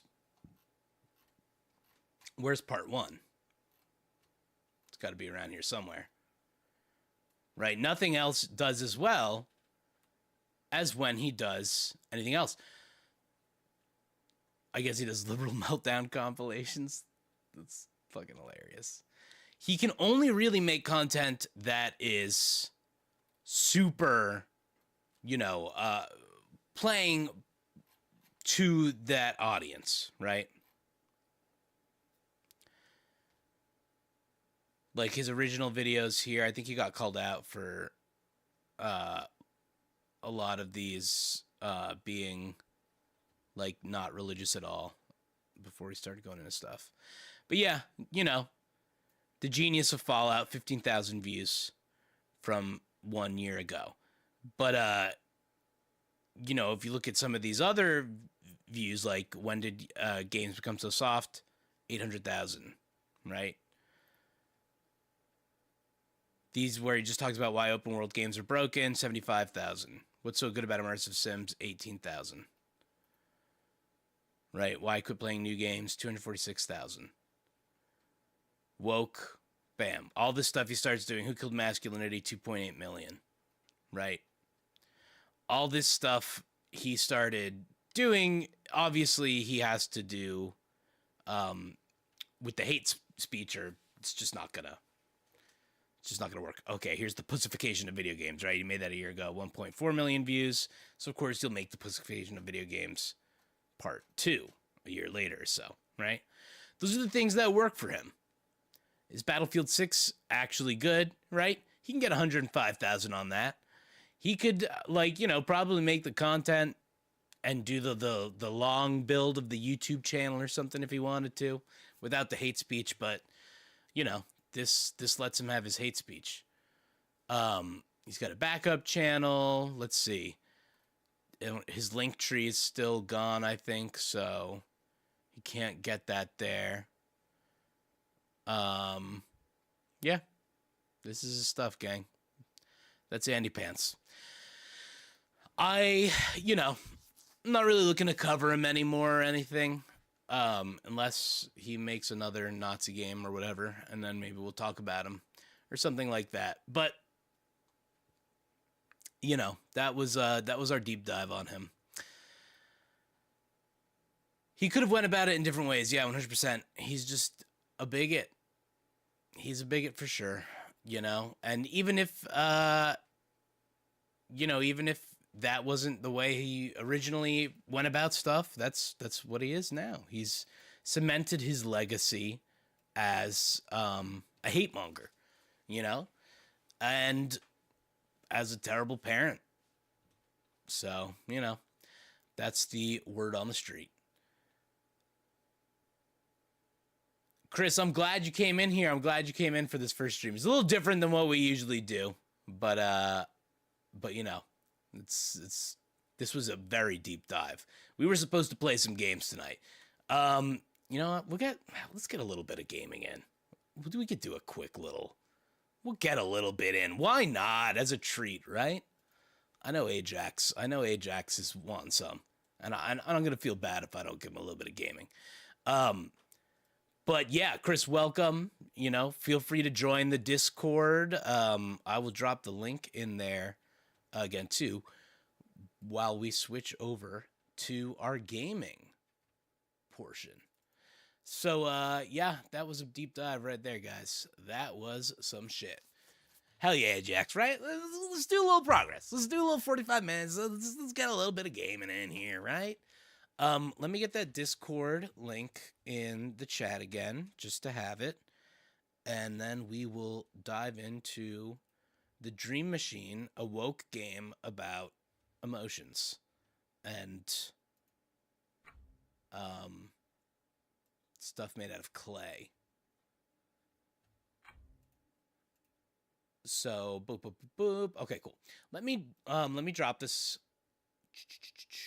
Discord link in the chat one more time for anybody who wants to join and who still hasn't joined. We hang out, we goof, we do the thing. And it is a fun time. Boop. All right. One link coming in the chat, dropping it in hot and fresh for you all. And let's get into the Dream Machine. So, for anybody who hasn't joined us for the Dream Machine yet, you can absolutely jump in right here. And I'm going to tell you what this game is about right now and what we've done up to. This is an indie game that's entirely made of clay and handmade objects made by like two dudes. And it is basically, we've moved into an apartment building and we found a camera in our room. After finding the camera in our room, we found out that the owner of the apartment building has been filming everybody. And when we confront him about it, we find a strange eldritch machine in a secret room in his basement. And this machine is called the Dream Machine. It's something he's been working on with his family for generations. And it is mapping out the dreamscape that is interconnected between all of our collective consciousness, right?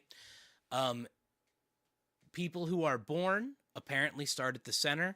The dreamscape is like a whole disc, and people who die make their way to the edge. In the last few chapters, we went into our wife's dream, and we found out that she's pregnant. And we also found out that we were brought to this apartment specifically because she's pregnant, and the owner likely wanted to use our unborn child to map out another part of the dream sphere, dream disc or whatever, okay? So now I think we're back in the apartment building. And we're going to find, yep, we're back in our apartment building. We had put these people to sleep to enter their dreams. She's our neighbor there. And she was cool. But we got sad. Oh, Emerald Cat? Look, I'm ADHD as fuck over here, okay? Been on multiple medications. You repeat yourself and get off topic, okay? I'll be offended if you don't. Yeah, it's neurospice. It's neurospiciness all around. Hey, we ain't those crispy nuggets. Getting off topic is absolutely a specialty. I've been derailed so many times. Lots of times just by simple cloaca chat. Alright. We gotta figure out which neighbor we're going to visit next. I don't remember specifically.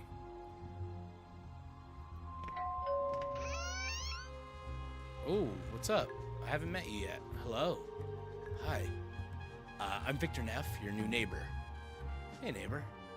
I'm Martin. I saw you guys arrive yesterday. Too bad about the weather. I hate moving on a rainy day. Set you off to a bad start. Tell me about it. So what can I do for you, Victor? Is the music too loud? I can turn it down if it's bothering you.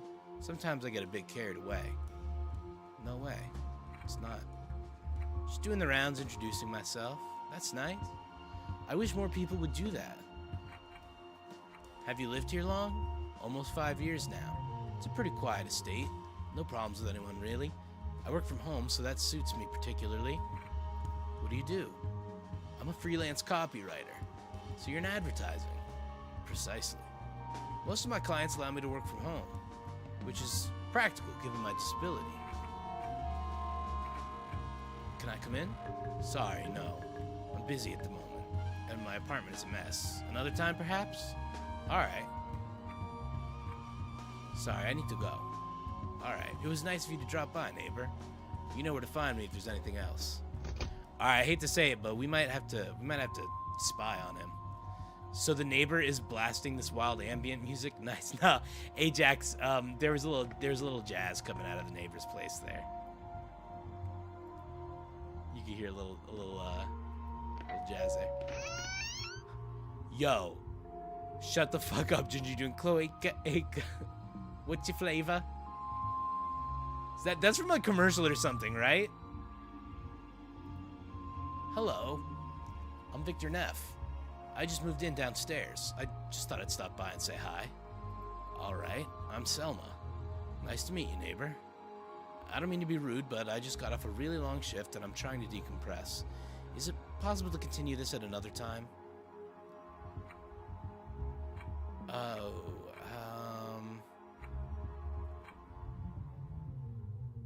the jazz. Yeah, the jazz is coming from his room. There's something I'd like to discuss. It will have to wait, I'm afraid. I'm totally spent. Yeah, conjunction junction. That was it, Ginger. I didn't mean to sound pushy. I'm just really tired. That's all right. I know the feeling. Talk to you some other time, all right? All right. Okay, all right. So neither one of them wants to talk. I think I gotta go in there. Yeah, I heard the Cloaca Acre as the Fanta jingle to Emerald Cat. I think that was it. Fanta, don't you want to get it? Yo, fun fact. I haven't decided if I'm just doing the story on stream or as a standalone video, but Coca-Cola created Fanta for the Nazis. Did you know that? I know that now. All right, here we go. Let's figure out what we gotta do here. I think we might have to monitor them. Oh, yeah, I gotta go in the elevator. That's right, just the elevator now.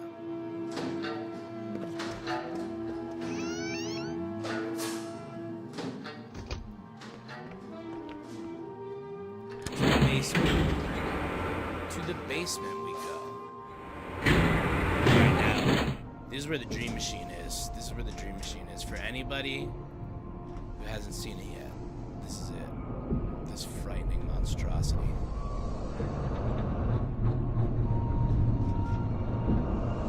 Mr. Morgenstein wishes to shut this thing down. Yep, the roots of this machine are in people's dreams, so we have to go cut them down.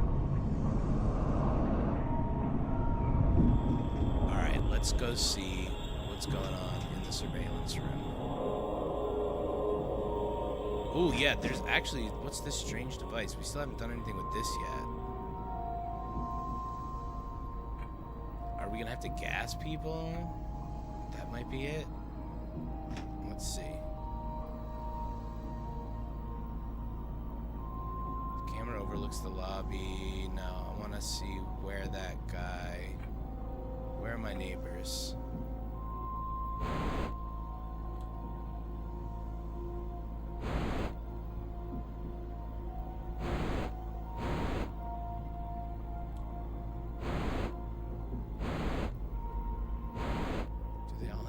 Channels. 9. Can I see the guy in the wheelchair? Can I see his apartment? Wait. Oh no, that's Alice, I think. Look like something for electrical stuff. Yeah, in that area. I don't know. Like a dimmer, but for electrical. I'm not sure.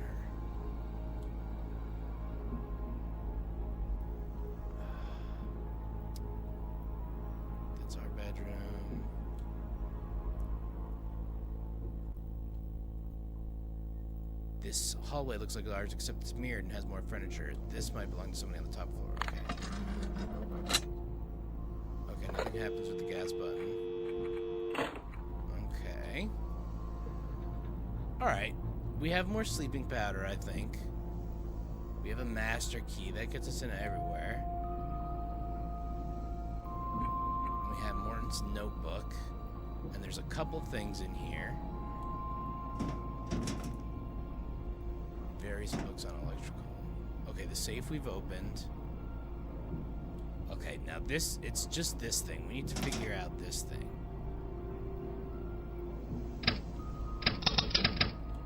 Oh, this is gonna tell me what floor. This corresponds to the channels on the TV. The indicator. Tell me the machine is empty. Funnel. Oh, powdery residue. Okay, yeah, so I put this in there. Oh, shit. I've poured some powder into the funnel. Okay. What's these slots? Cylindrical object. No card slip in there. I poured the funnel. I poured the sleep powder in there, and it's filled up the indicator there. Now this, I think, will release it into a room. I have to figure out what room we would need to release it in, though. So this is somebody on the 3rd floor. What channel is that? That was 7, I think. 4, 5, 6, 7. 7 is the 3rd floor. 1 is the lobby. 2 is also the lobby. 3 was my bed, I think. 4 is the people I already put to sleep. This one, what's this one? 6 or 5. Oh, Edie. Is that the person I just talked to upstairs? 5.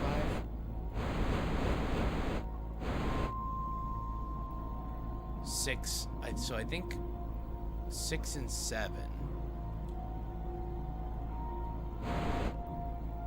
6, 7. Let's see, what's 8?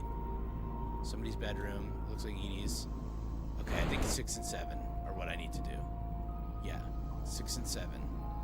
So maybe I'll set this to 6. Start with that. See what that does. If it does anything. Ah! 6.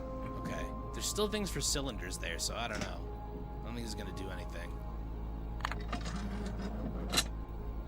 Nothing happened. Yeah, I need something with cylinders. Okay. Where are these cylinders? So, guys, that's where. Oh yeah, I found the note already in there. So the thing about this game has been. Let's see what these slots. The slot seems to be designed to hold a cylindrical object. Fucking Ajax. 6, 7. God damn it. God damn it. That's funny. I hate it.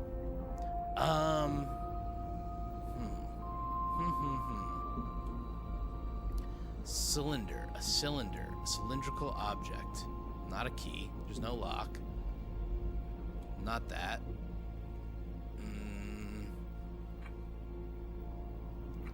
Oh, you know what? I have that master key.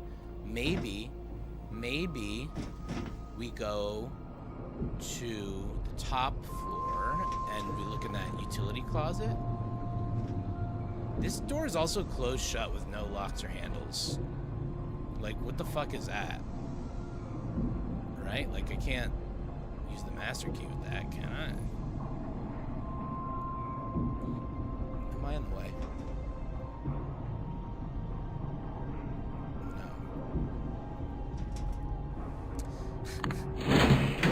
Ajax, someone had to do it. Somebody had to. Alright, let's see. Can I open this closet door? Door is locked, but I have a master key. And I've unlocked the door, and it's just an empty closet. Fuck.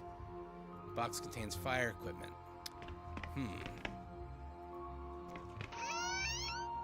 Oh, can I just walk in? Am I honestly considering invading her apartment? And then what? Throw sleeping powder in her face? That would probably knock us both out. I need to be certain about this. Oh, shit. Oh, shit. Oh, shit. Okay, not yet. Not yet. Whoa, what the fuck? Is that really what I have to do? You might call the police if I just barge in. But why can I do that here and not in there? I guess I have to. Am I really this desperate? Am I also considering invading her apartment? And then what? Throw sleeping powder in her face? Okay. I better save scum. I better save in a new slot. HV2. HV scum. Yeah, I'm really this desperate, I think, right? Right? I mean, I can't lock myself out of progressing in the game, so... let's do that. Hopefully I'll think of something. Yeah. Victor, my man. Just says, hopefully I'll think of something. Okay, I hate this. Examine the cupboard. Contains outerwear. Yep, I bet. Oh, shit, man. Examine the magazines. Some magazines about home decor. Panoramic painting. Depicting a billowing field. Anything on this pillow? Someone made the pillow. Pillow's a strawberry pattern. Should I just, like, drop sleeping powder on the pillow? Parsley. Can I use that with the pillow? No. Oh, man. I guess I have to go in here, huh? Oh! Oh, I hate this. What are you doing in here, Victor?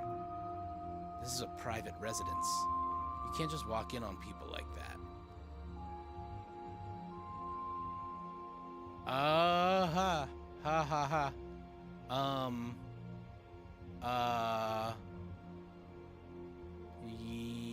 my god, you guys are making me so hungry. Talk about steak and cheese right now. Oh my god. I'm so hungry. Oh shit, what do I say?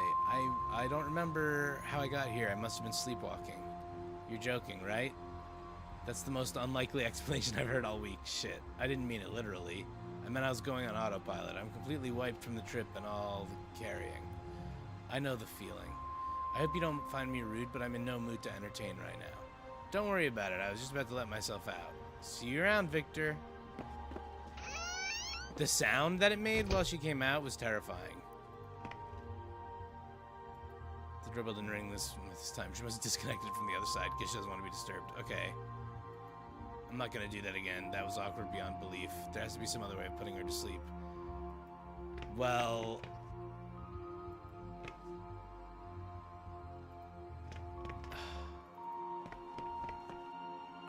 Alright, Vic. Alright, Big Vic. I need cylinders. You left the other world, and now in your girlfriend's head... She's still snoozing, lazy. Sleep on the job. I need cylinders. Where am I gonna get cylinders? Now, this game, for a point and click, has been, like, pretty good about being sensible about stuff. But every once in a while, you get hit with a goddamn... Like, they'll just be like, did you click on your shoe to find the thing? And I'll be like, so, I don't know where I'm gonna find some cylinders. Oh, the mailman. Oh, that's new. Sir, can you help me out? I'm delivering a package to Felix Morton. Oh, no, not that. I'm delivering a package to Felix Morton, but I can't reach the mailbox. Could you fax Mr. Morton so I can deliver this package personally? Uh-oh. Uh-oh. I'm Felix Morton. I wish I could take your word for it, but the regulations are quite strict. Do you have some kind of identification? I don't have it on me, but it's around here somewhere. Just give me a second. I'll go get it. Here, have my notebook. Okay, how am I gonna convince him that I'm Mr. Morton?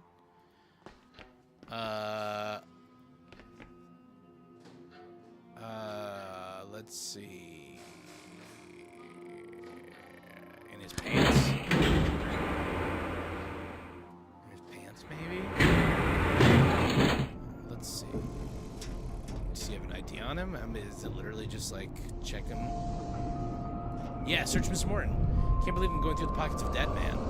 But he might have some kind of ID on him. Hell yeah, baby! I found a library card in his wallet. Guess that'll have to do. You know, having fun isn't hard when you've got a library card. Let's go get the mail. Let's go get the mail.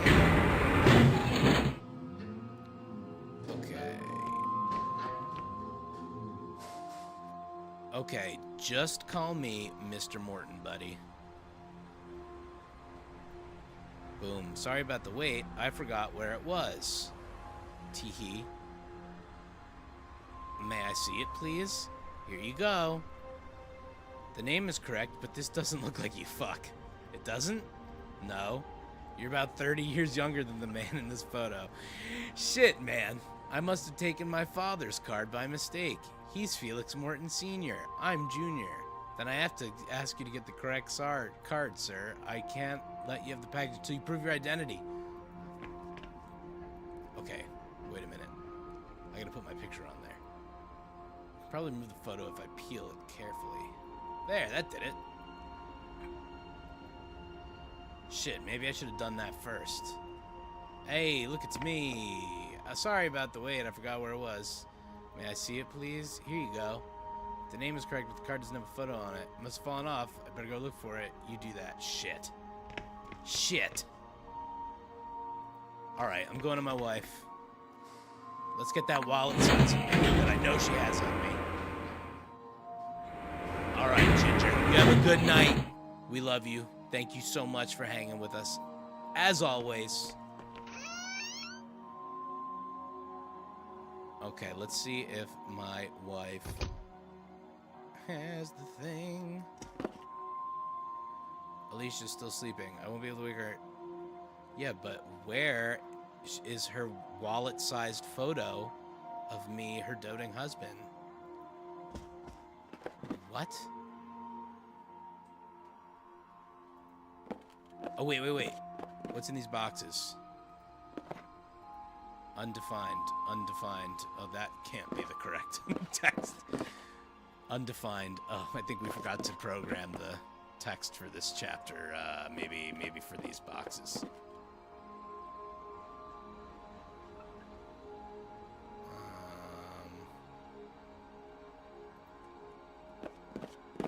Any defined boxes around here? No.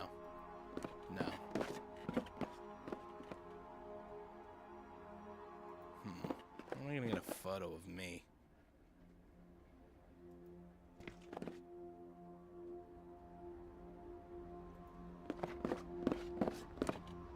It's a good thing we didn't unpack, as we'll be moving again once this is over. You're real for that, Vic. You're real for that.